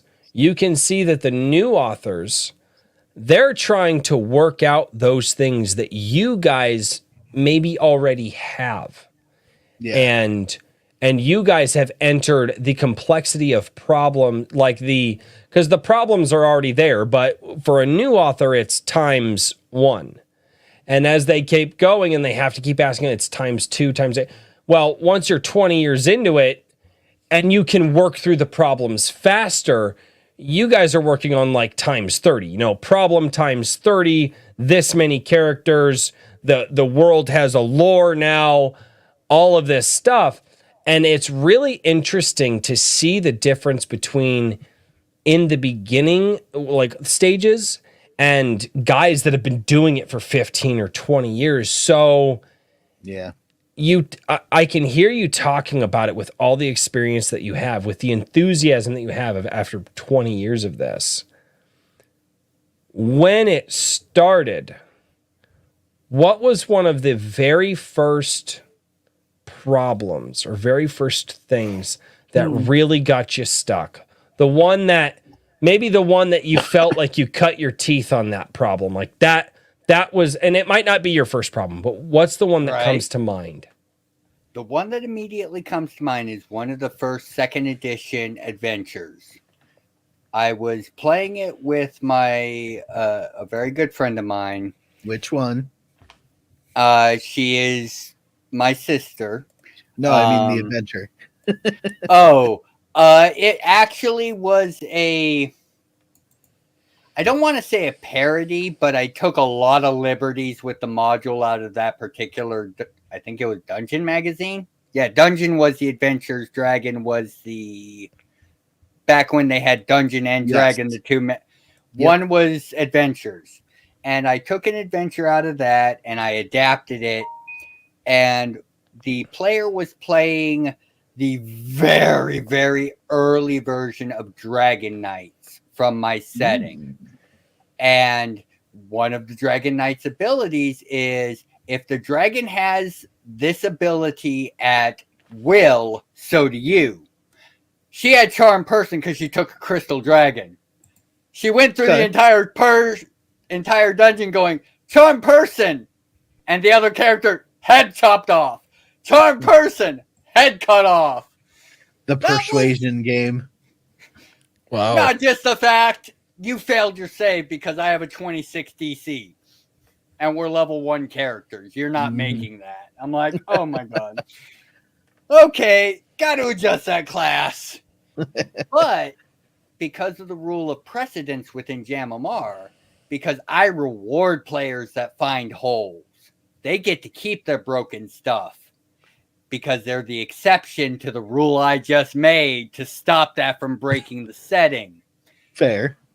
So I found a lot of holes in my settings by rewarding my players for finding them. And I really do think it's made the setting a lot more robust. Well, you know For that sure. you know that kind of follows I mean, honestly, that's kind of one of the, you always have characters like that in some of the most popular things out there. I mean, whether it's anime or fantasy or, you know, sword and sorcery, you always have that one guy that can do that one thing because they just can. Now, obviously, now you have an out of world, you know, reason. It's like my player found the hole, they get to keep the thing. Well, why does this guy get to do it? Just because they always have. But why? Because they always have. And that's just the explanation in the world.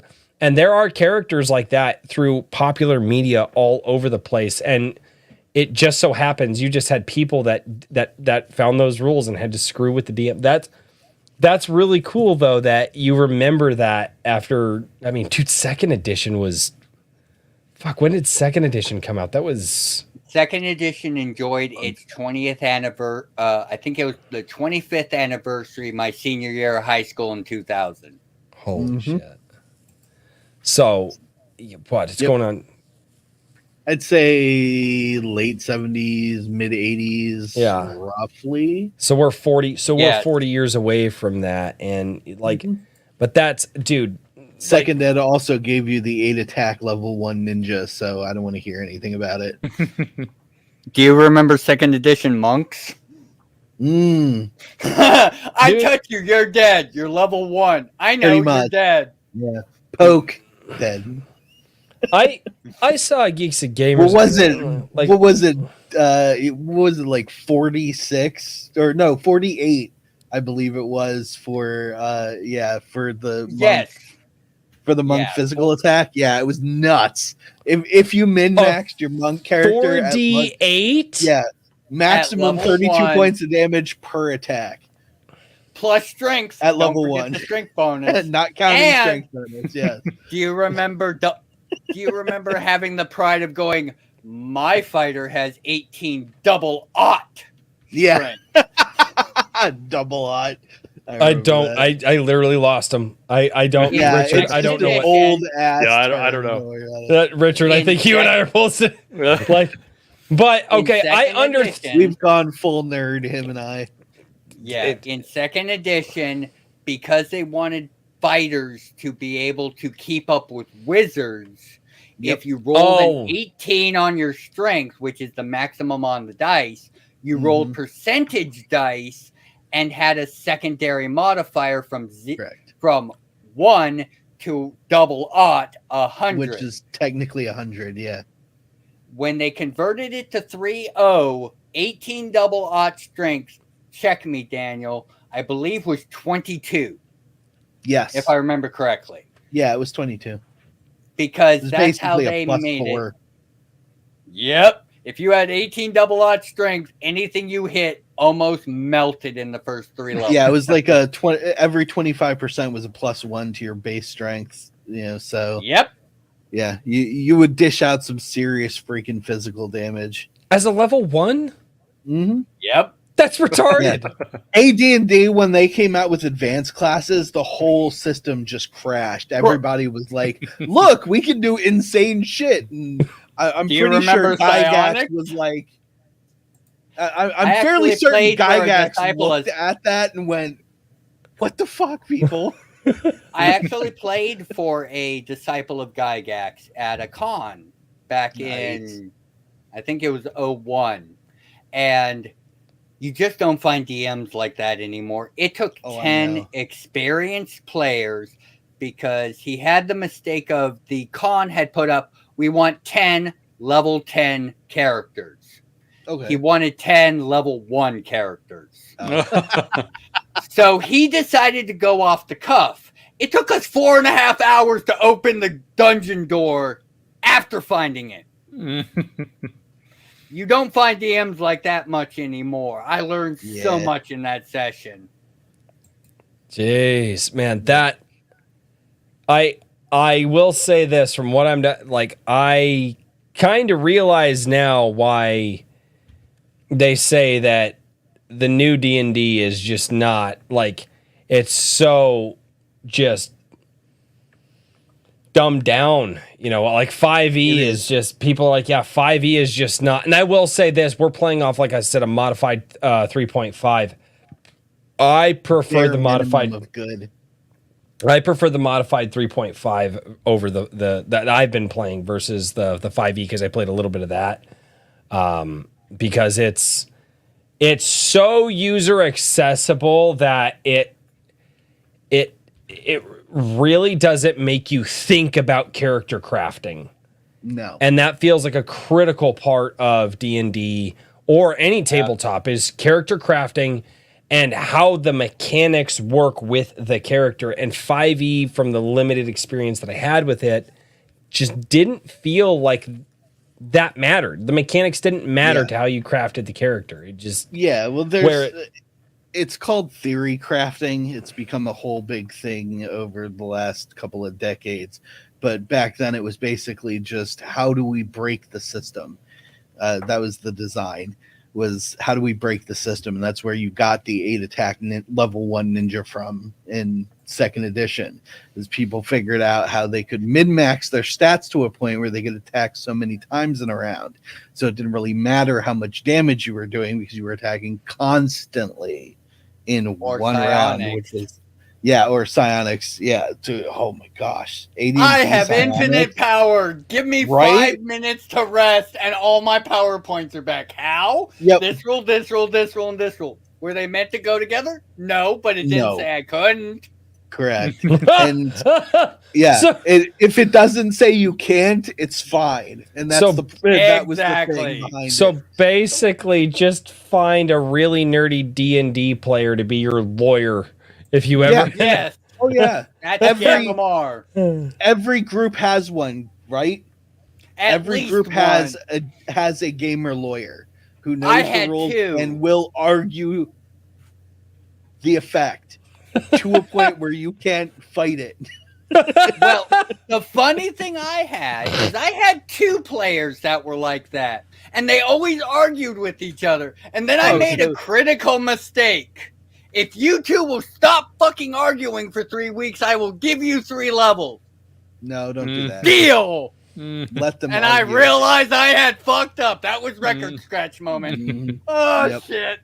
And the Yeah. entire group tried to poke them into fighting with each other for 3 weeks, and they were just like, "Nope, I'm getting those 3 levels. I'm getting those 3 levels." And then they min-maxed like motherfuckers, Oh, yeah. didn't they? Absolutely. At one point, I told them, "Okay, figure it out. Go fight in the arena, because there's an arena in Jamamar that, due to all the enchantments there, everyone is allowed to fight full on because you get insta revived at the point of death. Like, gods have poured in enchantments on top of the original ones too, because it's a vent for them. Because very few of the high tier characters can actually flex without breaking the planet, except in the arena. And I told them, okay, you guys go to the arena, figure out who's the toughest. We're getting close to done with that particular session. We're going out for a cigarette. Hey, where are you guys at? We're almost done with round 1. 5.5 hours later. And these were the lawyers? Yep. Or the game lawyers, as it were?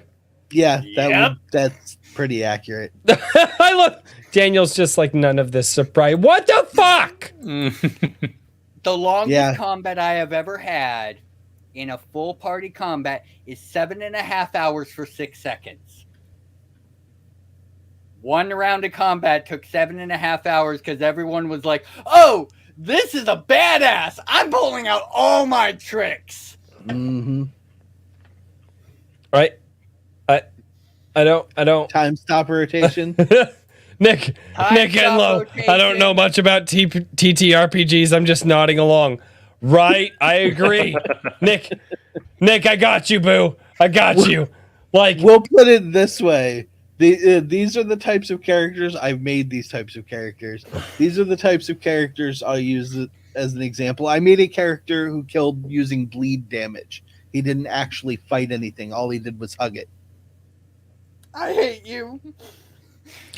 All he had to do was correctly grapple. Touch.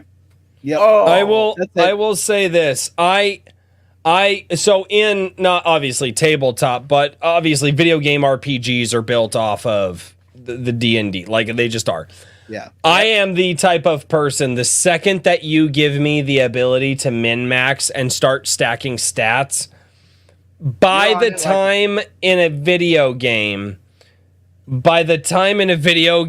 I am up to level 5, which generally happens rather quickly. I am becoming mostly unstoppable. Like the first boss that I run into might give me a little problem. You give me the ability in a video game to start min-maxing and really start tweaking my character and start doing all the math and going, okay, like if I have access to, and now you know, because most RPG games are just gay and they're like, oh no, you can't go get this thing. Why? Because you have to, no, because you have to be this level. I'm like, you must complete this particular thing in order to move forward. But it's right, but it's here, and I need it for this stat, and it's right here, and you won't let me do it. And they're like, well, no, because that's later on and they fucking lock you from it. See, old school games didn't do that shit. Old school games had holes that you could exploit. Oh yeah. Infinite money glitches, various, like, again, by the time I was level 5, I was the type of guy that I was just like, I'm just gonna walk through the rest of the game, and I did, and it was one of those.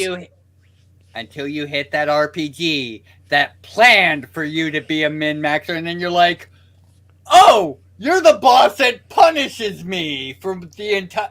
I forget which game it was, but there's a game on one of the systems that actually hit based off the number of inventory items or steps you took or something like that. Mm-hmm. So if you were a min-maxer, it punished you for being a min-maxer. Oh. It was such a great experience because it was like, the designers were ready for this. Shit, where's the hole in their logic? They have to have a hole. Yep. Yeah, Nick Enlow down in the chat says, see, that's the second playthrough for me, and that's if like the video game a TON first playthrough I like a stupid thing is in my way. I can't read it. I like a real challenge per battle, but I know most don't do that. I'll agree with that. I will absolutely agree with that. Yeah, any gamer knows your first playthrough is for fun. Your second playthrough is to break. Yes. No, that's what depends on the game. It might be your second playthrough is to play the other side of the story, depending on how well the story. Well, actually, that's fair. That's fair. Yeah, that's fair. It's more of a modern game thing. I'm talking about old school game. Fair. Your first playthrough is just to enjoy the story. Your second playthrough is to see how fast you can break the game. Mm-hmm. Final Fantasy so 1, fun. Airship before the fire cavern. Anyone? Dino Island. What the Richard? What the fuck Final- just happened? Final Fantasy I don't 3 know. I've had been a little bit lost for a while now. Yeah. To be honest with you. Final I'm Fantasy sorry. 3 had an island that was located off the map, only accessible by airship, called Dinosaur Island. It only spawned dinosaurs, and there were 2 types. They gave massive amounts of XP, but the second type of dinosaur was meant to be a punish for players that were trying to min-max. So it was more powerful. It gave more XP, though. So if you were smart, you could basically save camp and play up and build a bunch of levels and save every couple of encounters. Oh, And no, then no, no, if- no. And then if Let's- you encountered the Bronto and died, you just respawn at your save point and go back to building levels No, again. that isn't how you deal with Dino. You could. No, you made sure you had Invisible and X Zone because that broke Yeah. everything. Yeah, Don't that's even true. play. Don't play with me. I If know you didn't the X have Zone. it built up at that point, I love this shit. This is so great. I Oh turned my you God. invisible. Yeah, I- Invisible X Zone was a cheat set of 2 abilities that could kill anything. Because Invisible gave you 100% physical immunity, but 100% magical vulnerability. So Yes. you invisible the enemy, and then you And hit then him with cast the a spell. one-shot kill. Yep. Yeah. Yeah. It was something the game devs hadn't even considered when they were designing it, and it totally broke the So, grind system. All right, I just have to ask you guys, just because, how many souls have you destroyed in your existences? I don't like to testify to things that might come up in court, so no. like, you guys are just like, That's a plead these the people fifth spent moment. years working on things that like are now just like time tested and just like true things. And at the time that they were popular, the game devs were just like, they broke this thing that we put our souls into. Mhm. In Well, like no. 5 I minutes. I paid my penance because I let my players do that same shit to me. Hey, do you Sure. remember that bullshit item you gave me like 14 adventures ago that was meant to just be cool? What happens if I do this? Yep. Fuck! So the chronicler story about the fountain is actually inspired by a D&D campaign. That's where I came up with the idea of the slow ring that stopped time by accident. Interesting. A little spoiler for issue number 2 here, but you know Yep. it's public, so you know. Yep, it is public. It's been on the ironage.media website for a long time. You can find it if you want. But yeah, the Chroniclers and the Frozen Fountain was inspired by a D&D campaign and a enchanted item gone horribly awry. That's a story. Jesus. Like, David, I got to give you this. This is probably the most that Daniel has ever talked on an Iron Age Nights. You just I gotta like get us old gaming. grognards together. Yeah. Us old Fair. grognards, especially the ones that have gone through the multiple systems that Mhm. go, but wait a second, this used to work. Why doesn't it work now? And you go and you look at it and you're like, fuck, I gotta grandfather that rule in.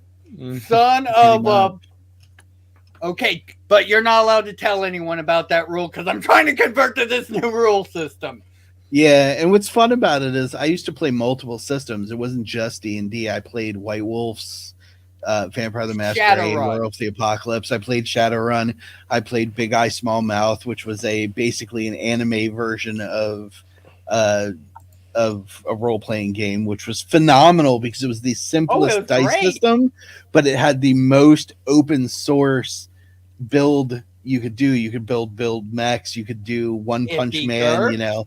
I think GURPS actually beat out Big Eye. GURPS Small got really complicated though. The longer it went Fair. on, it got super complicated. Big Eye Small Mouth was just like it's all based on 6-sided dice, and you can do Trice that. whatever you Yeah. want. Yeah, yeah.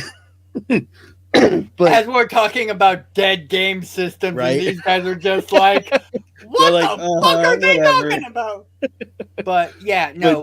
the more Shadowrun- systems you play, the more ideas you get, and the more interesting your storylines become. And that's just like That's- writing. The more work you do, the more things you dream up, the more intricate your stories become. It's Oh it is yeah, what it that's is. why I included rules from various systems Mm-hmm. because in early JamMR games roles, because the great bad guy of the system while they were playing was the Damon Vanson, who was a chaos demon.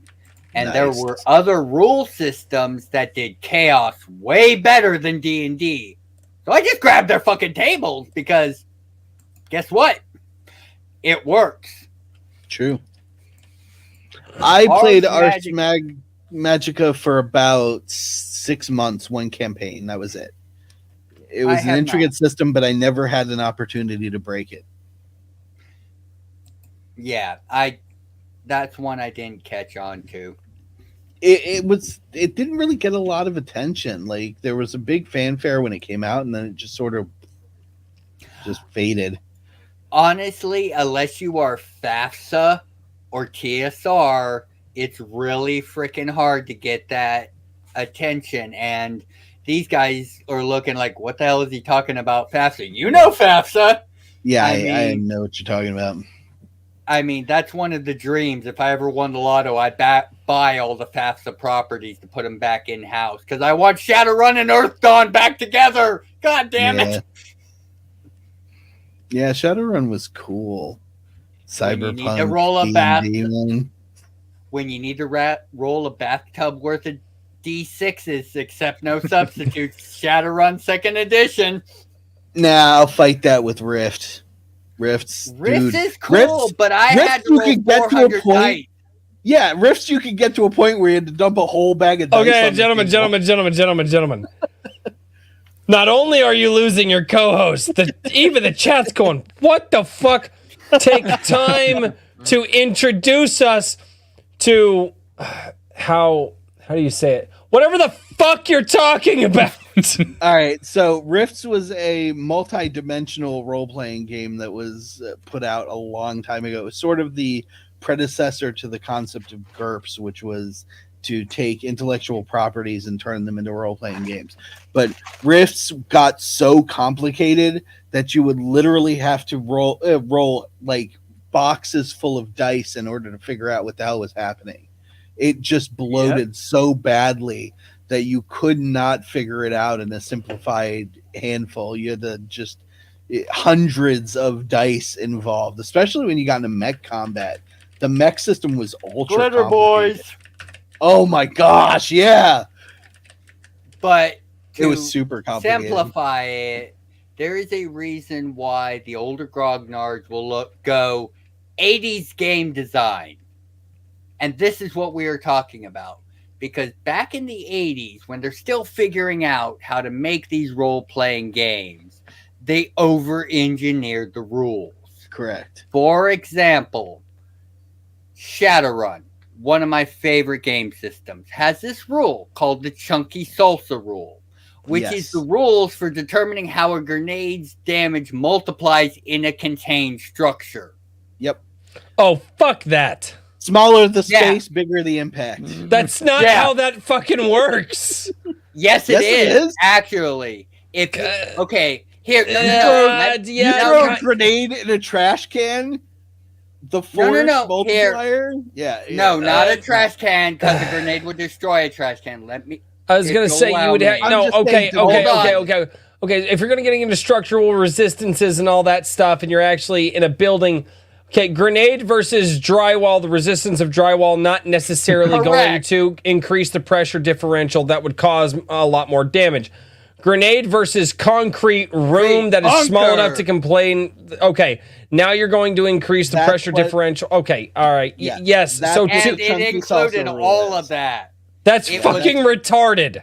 It is. But It's that wild. was 80s game design. So if you ever Mhm. hear an old grognard go, it's 80s game design, that because they were trying to be that specific because originally Shadowrun was supposed to be as close to physics as they could get with dice. Yeah. So if you threw a grenade into a concrete fucking safe room, you pasted everybody. Pretty much.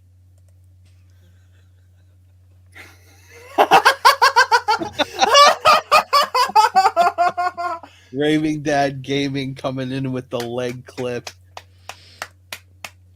He's not wrong. Yep. He's not wrong. For anybody that's thrown an M80 into a trash can, you'll know what we're talking Wasn't an about. M80. and he did it to himself. If you'll even worse. excuse me for just a moment, I gotta tap a kidney. I'll be Oh, right you're good. You're good, man. Yeah, no. All right, so I'm going to tell this story from my perspective from 16 or 17 years ago. Story time. Oh, yeah. So, Raving Dead Gaming. Let's pull that up again. Let's pull that up again. Royce, you should know about booms. You lit me on fire, bro. Big boom. So, I'm visiting my cousin. And that's who Raving Dead Gaming is. He's my cousin. I was out at his house for a month. After 2-3 weeks of abuse? No, I think it was 2 weeks. Because the third week we damn near cut my finger off, which where's that scar? That's right there. Sword fighting with real swords, not a bright idea. But anyway. So that was fun. Hey, that's a good idea. I wish I would have thought of that 17 years ago. Anyway, so my my aunt, my cousin's mom says, hey, I need you guys to do a couple chores around the house today. And one of the chores was take the trash out. I'm like, all right, so we go collect all the trash up in the house. Not much, just like one bag, maybe 2 bags. Through the whole house, right? To like just the small trash. Wait. And I'm like, hey, dude. I was like, I got an idea. I was like, why don't we take the trash bags outside? We'll throw them in the 50-gallon burn barrel. And, you know, we'll throw the trash in there. We'll light the burn barrel. I was like, you know, kill 2 birds with 1 stone. We're bored as hell today. We need something to do. We're obviously putting the fire in the burn barrel because we're not aluminum or actual canister? No, steel. It's a 50. Nice. It's a 50-gallon oil drum. Like it's it's a burn barrel. Dude, we're country kids. Come the fuck on. So he's like, yeah, dude. So we get the trash gathered up, and he's texting somebody. I can't remember what he was doing. Oh, he had to go to the bathroom or something. So he goes to the bathroom. So I take the trash out. I throw the trash in the burn barrel. A lot of plastic in this. So I grab the gasoline can. I dump a little bit of gasoline on there. And it all pools on the top of the thing. And I'm like, well, that's just going to light on top. That's not going to. So I open up the plastic bag. The gasoline drips down to the bottom. Here comes my cousin, Raving Dad Gaming, texting on his phone. I don't even remember who he's texting. And he gave me his. God, I can't. I don't think I can say that word on YouTube. I've told this story for 17 years. I don't think I can. GIMP. Can I say that on you? He gave me this broke ass lighter, and like he had to like hold your hand like a certain way to get it lit. So I'm trying to light it. Cannot get this stupid Bic lighter lit. And so I finally get it lit, and I go to light the thing, and it blows out. And I'm like, ugh. So I turn around. Now here he comes, right? So he's coming around. I'm like, hey, dude, I can't get the lighter lit. This thing is a piece of shit. You need to light it. And he goes. And he's texting, he goes, yeah, I can light it. I'm like, by the way, I poured gasoline on it, so be very careful. So, oh no, it gets better. So my cousin sits there, he lights the thing, wind blows it out, lights the thing, wind blows it out. And he's like, what the hell? So he grabs the trash bag, picks it up, lights it, trash bag starts to go up because there's a little bit on there. And he grabs and he sets the trash, and the trash goes to like fall over the can. So like, and we don't want it to burn the grass and stuff like that. So he grabs it and shoves it down into the burn barrel where the rest of the gasoline is. Boom! Dude, it sounded like a shotgun went off. Mm-hmm. And when it went off, my cousin's arm is now in the flames, and I think he was north of 200 pounds at the time, is now up off of the ground with a flame coming off of the side of his head. And he hit the deck, and I thought I killed him. I was like, oh my God. And he hits the deck. All of the flames go out, thank God. And he goes, my arm. and I lost my shit. Yep. Yep. And boy. he had no hair on this side of his arm. The left side of his head was froed out. He could smell burning hair in his nose for 2 weeks. Oh yeah. Oh yeah. You get So- caught by the trash fire you over. It gas. didn't blow you across the yard. It did. You did come up off the ground about. I'm not even kidding you, dude. He went airborne. It hit him so. I mean, dude, out of a burn barrel. It's they're what 3.5 foot tall, about what a foot round. 12 inches round. Yeah. A burn barrel. Maybe a little more. It shot a 15-foot flame out of this thing. Oh yeah. I Oh, mean, like a absolutely. cannon, lifted his ass off the ground. It was, I was dying. It was great. Oh, I've done plenty of trash burns. I used to live in Oh, no, rural I do. Minnesota. I actually need to get. I told the guys I would eventually do a.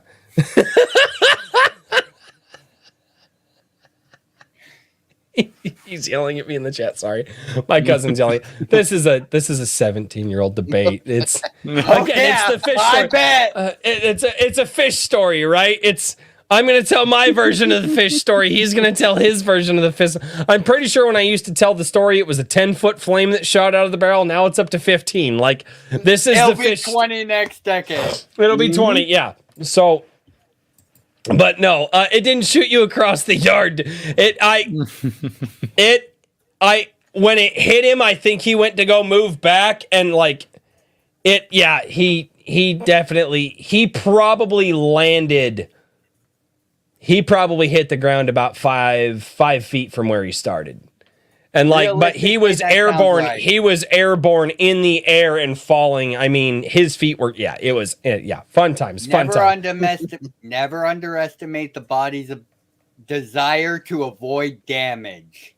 We did not avoid damage at all. No. Instinct avoided Oh, damage. no, That's I get how you. we made it On- 5 feet. All right, and just to humiliate myself, I won't tell that story now because we do have to get to super chats, but I will. You guys, remind me on Sunday Coffee to tell you the story about how I damn near burnt my nipples off. In this same visit with my cousin, we brutally hurt each other. Sunday, yeah, that was bad. I made a noise even at 16 that I didn't think I could make. It was quite bad.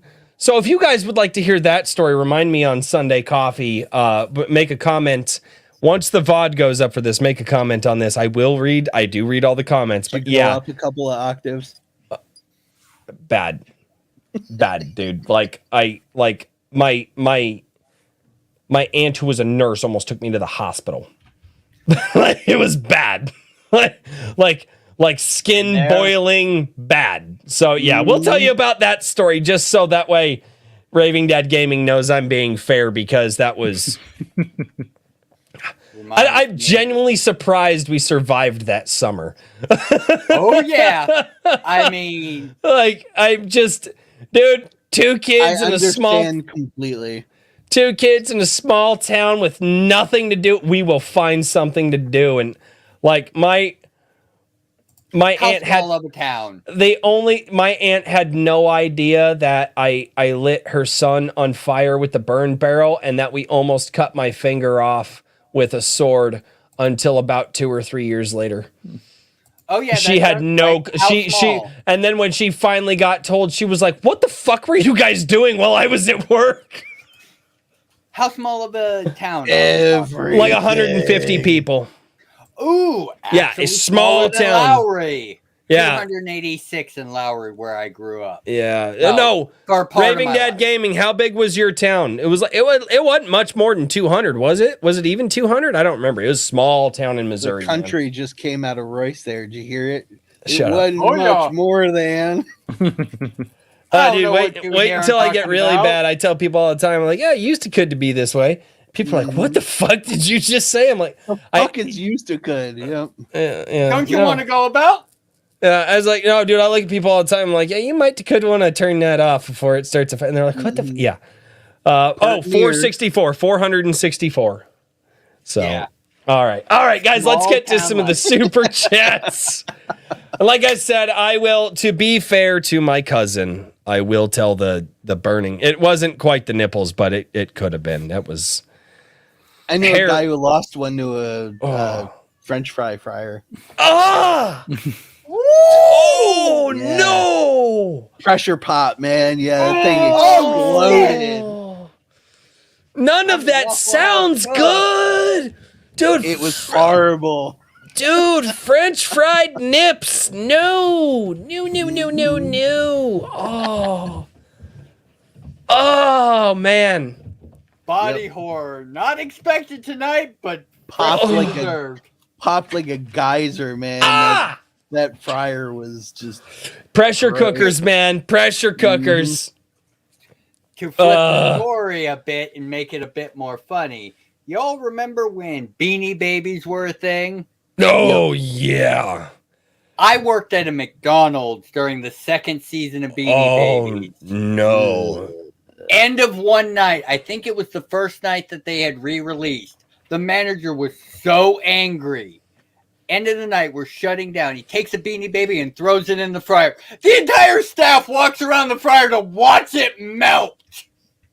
We were so angry. I But would. yeah, and then Dude, 5 years people later, you're talked like, I about- wish I hadn't burned that. People Probably talked worth about like the Beanie Babies $100,000. like they were the next stock investment that was going to save your future. Dude, those The things sold for speculator mod. insane amounts of money. do you know how much I got offered to break into the office to get the Beanie Babies a week before release? Mhm. And I enough had or not people- enough? Not enough. Because I had these things called morals. There's only two answers here. There's enough and there's not enough. Which one? It takes a high amount for me to abandon my principles. No, I get. I just had to ask the question. All right, over here, Lord Otter. Lord Otter for Fight. Wait, do we have any Rumble chats? We do not have any Rumble chats. Okay, I just want to double check that because I like to give shout outs to Rumble first for no other reason than just because. It's the Rumble cool is free kid's place to speech. be. Screw them. Well, it's not quite free speech, but it's better. All right, the Better. Lord Otter over here on YouTube for $5 says, "See, you're going up in the world, Royce. Now you're being visited by fantasy gods." Well, thank you. Not wrong. I could be maybe okay with that, depending on the. I don't know. I I've been think about told that. worse by better people. Shit, Lord Otter. Maji Chan says, "Hey guys, I just wanted you to know, I think there's a you to know that you all are pretty amazing. Keep up the good fight." And that is from Maji Chan for $5. Thank you so much, Thank you, Maji Maji Chan. Raving Dad Gaming, my cousin, as I said. How do you make up the story? Do you just make it however you want? So that I know how he's asking this. He means this more seriously. hmm So Okay. yeah, this is definitely more of a serious question because I know he's asking from like trying to help with his book writing. Yep. All right. My process, personally, is I decide what the threat, the bad guy, the antagonist is aiming to do. And he has a plan. And that plan has to adjust to whatever the idiot players are doing. Wait a second, my warehouse blew up? Well, good thing I had 4 warehouses. Wait a minute, you mean they took out half the continent? Okay. It's a lot of contemplation, extrapolation, and guesswork, to be completely honest. Like, there is an outline, but as you get, at least for me, as I've gotten longer in the tooth as a DM, I stopped trying to corral or guess what my players were going to do. Because anytime I guessed, I would be wrong. So I just focused on what the bad guys were going to do and how they reacted. Just Yeah, you like become a in reactionary. reality. Well, everything becomes reactionary. The good guys, the bad guys, the helpers, everyone, just like in real life. If you think about it, all we do a lot of the time, unless you are instigating something, is reacting to something. So why shouldn't your game be the same way? True. Can you use those same things for writing a book, Daniel? Sort of, yes. A lot of it is. So the general way to produce, at least in fiction, is villain acts, hero reacts. That's the standard, which is the villain sets the precedent for what's going on. They create the inciting incident. The hero reacts to that incident, and that's the dynamic that goes. The hero reacts, the villain then reacts to their reaction, and it dovetails from there, like David was saying. From what I tend to do is think about both. May I ask a question just for my own? Can the inciting incident be off screen, as in like before the book begins? Oh, of course. Yes. Like, absolutely. So like the hero is already, say, kind of partially on the journey. Like he's not necessarily like a level 1. He's like a level 3 or 4 at this point. Oh yeah. And then you kind of reveal, anyway. You like reveal the inciting incident later. Is that also? Yep. Yeah, you can. Valid. Okay. No, especially if the inciting incident is buried under levels, especially if you're playing some political intrigue, for a good example. Yeah, that's a good example. If Army A occupies town B, and that's what gets your players to go fight the power, they might not learn about Incident A until halfway through the campaign because they're busy focused on the guy who took over their town. And then they realize, wait a second, he was just following orders from the guy who's been giving us jobs. Yeah. What? Okay. Yep. One of my favorite fantasy sort of fiction stories is by an author named Roger Zelazny, which is The Chronicles of Amber. When it starts, the main character actually has amnesia, so he doesn't remember anything about his past. So you're experiencing a whole world full of background for the first time through a character who doesn't remember any of it. So you get to experience it all with them in sort of real time that way. But it also sets up the precedent that this whole history of shit has happened up to the start of the first sentence of the first book, that all these things have happened already, and your PC, your main character, has now experienced them in retrospect in a sort of way. So it is possible.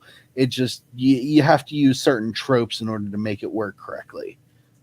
Okay. No, that's really cool. And for those of you who are wondering, you guys just saw the ADWC tips and tricks of writing. So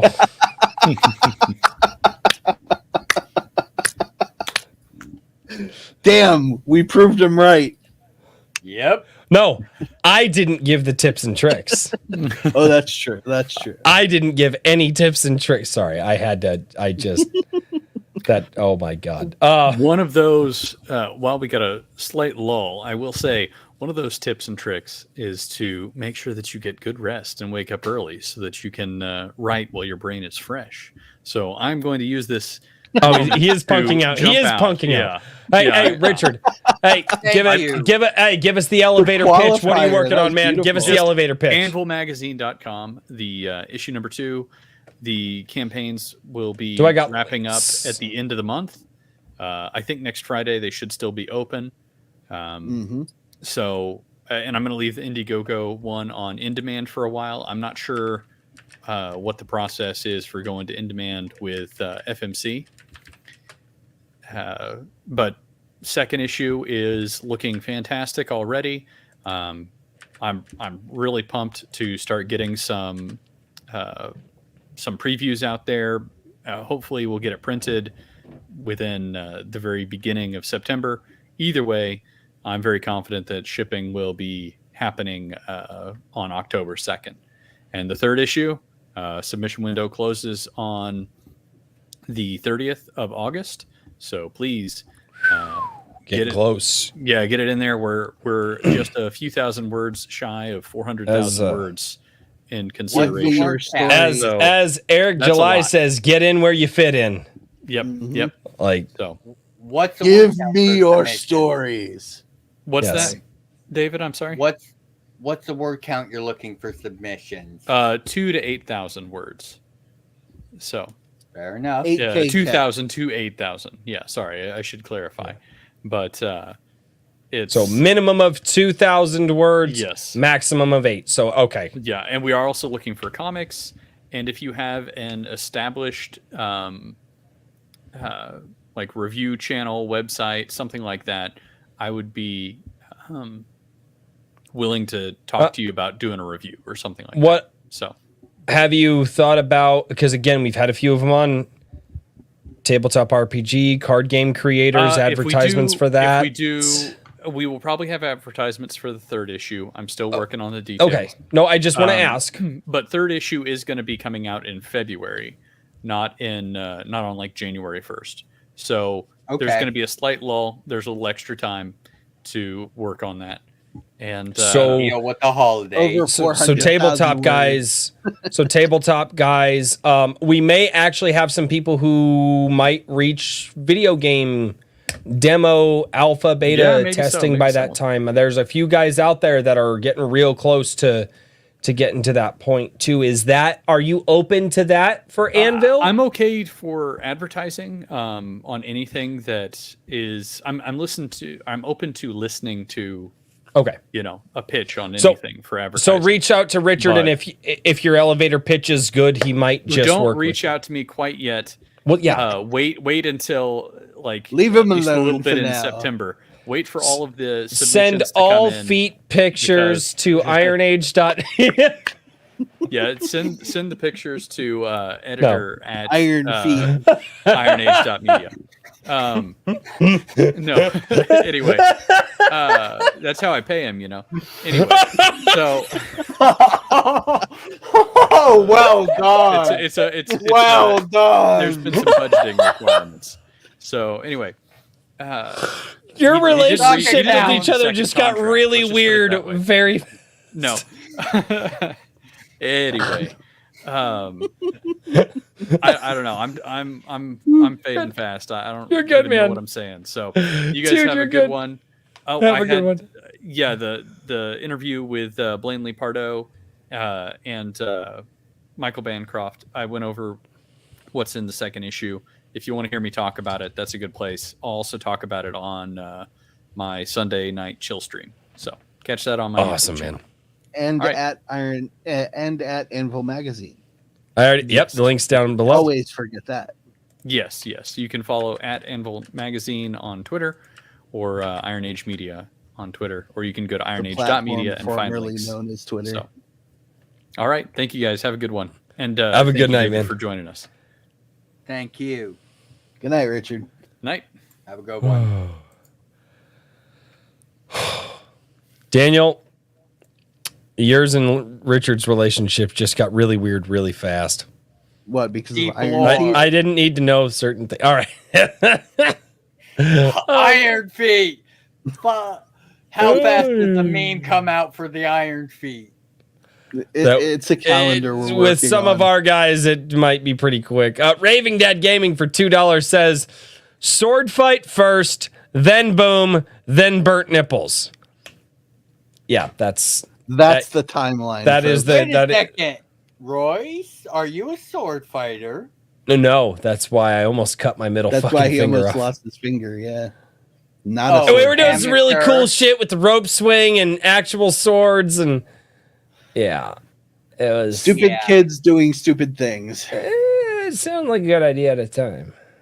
Oh does. God, that was a campaign name. Yeah, it sounded like a good idea No. at the time. Yeah, it was, Yep.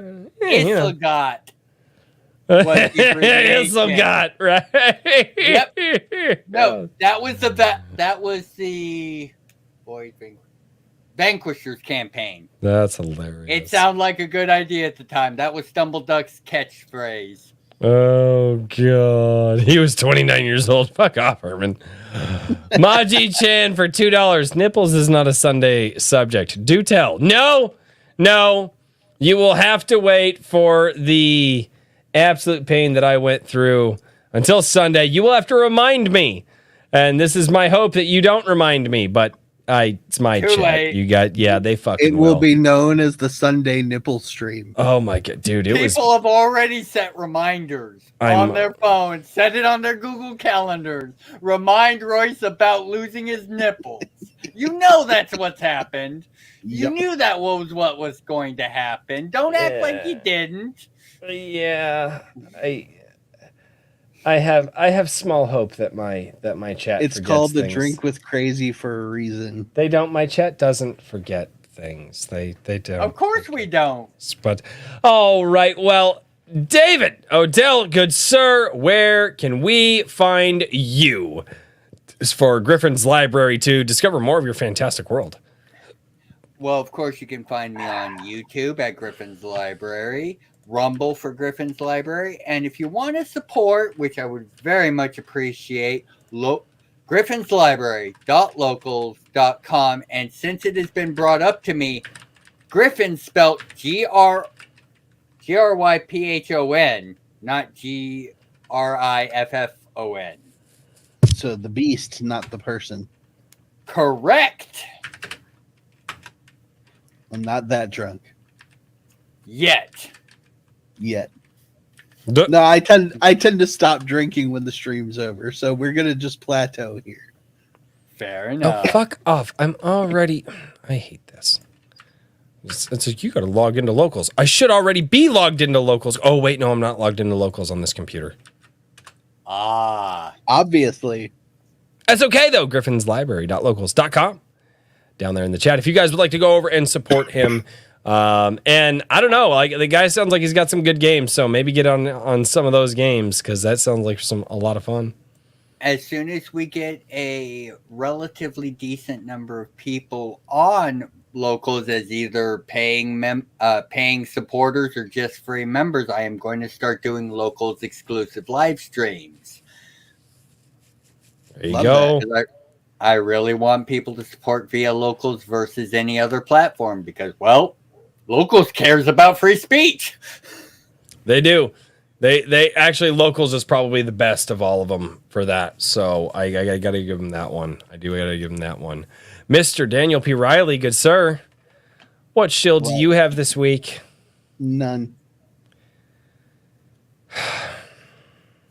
So he shields for me. I'm just going to take that by default. Yeah, Griffin's Library, man.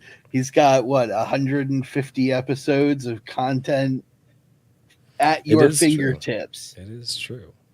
Yeah, I can chill for everybody else. I don't chill for myself. Keep an eye out for the comic. That's about as much as I'm going to go with. Awesome, man. Well, I do appreciate both of you. And no, I can't fucking leave. Ladies and gentlemen, for that story that you have trapped in the corners of your mind under the cobwebs of laziness because, well, you've got video games or food or whatever reason that you have to just beat that little bastard of a story into its place away from the light of day. If you want to bring that guy out of hiding because he's afraid of you now because you've used laziness in video games to trap him, call Daniel P. Riley at whimsyland.org. That's sound like an abusive relationship. It is an abusive relationship with a story. That's how I write. We're not going to go there right now. But if you would like to take that poor abused story out of your mind and put it to the page, go to whimsyland.org and contact Mr. Daniel P. Riley so that way you can take that poor little abused story, turn it into a real story, and make it happy and put it into the hands of thousands of people with the help of Mr. Daniel P. Riley. I like that. Yeah. And at Mr. DP Riley on the platform formerly known as Twitter. We call it Twix now. Twix. No. Twitter plus X equals Twix. No. I'm calling it Twix. I don't even give a shit. I want to make that a popular thing enough to piss off Elon so he bans me for calling it Twix. It would be left Twix or right Twix. We're not getting into that. Yes. And the left Twix always tasted better. I don't know why it just did. They did something with that. I don't know. It's true. It's It's the absolutely- cocaine. Well, also yes. Ladies and gentlemen, oh my God, dude. David, thank you so much for coming on tonight, man. I am so sorry we gotta have to spring this on you last minute. Because of all the cancellations, thank you so much for making yourself available on such short notice, dude. It was a Thank you for blast. having me. Thank you. It was an honor to be here.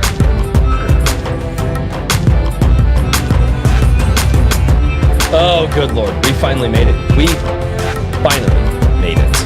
Absolutely awesome. Ladies and gentlemen, thank you all so much for being here on Iron Age Nights, number 45. Oh, man. Man, 7 weeks. And we made it a year. I know. What are we going to do for episode 52? We got to do Same something. thing we do every night, KT.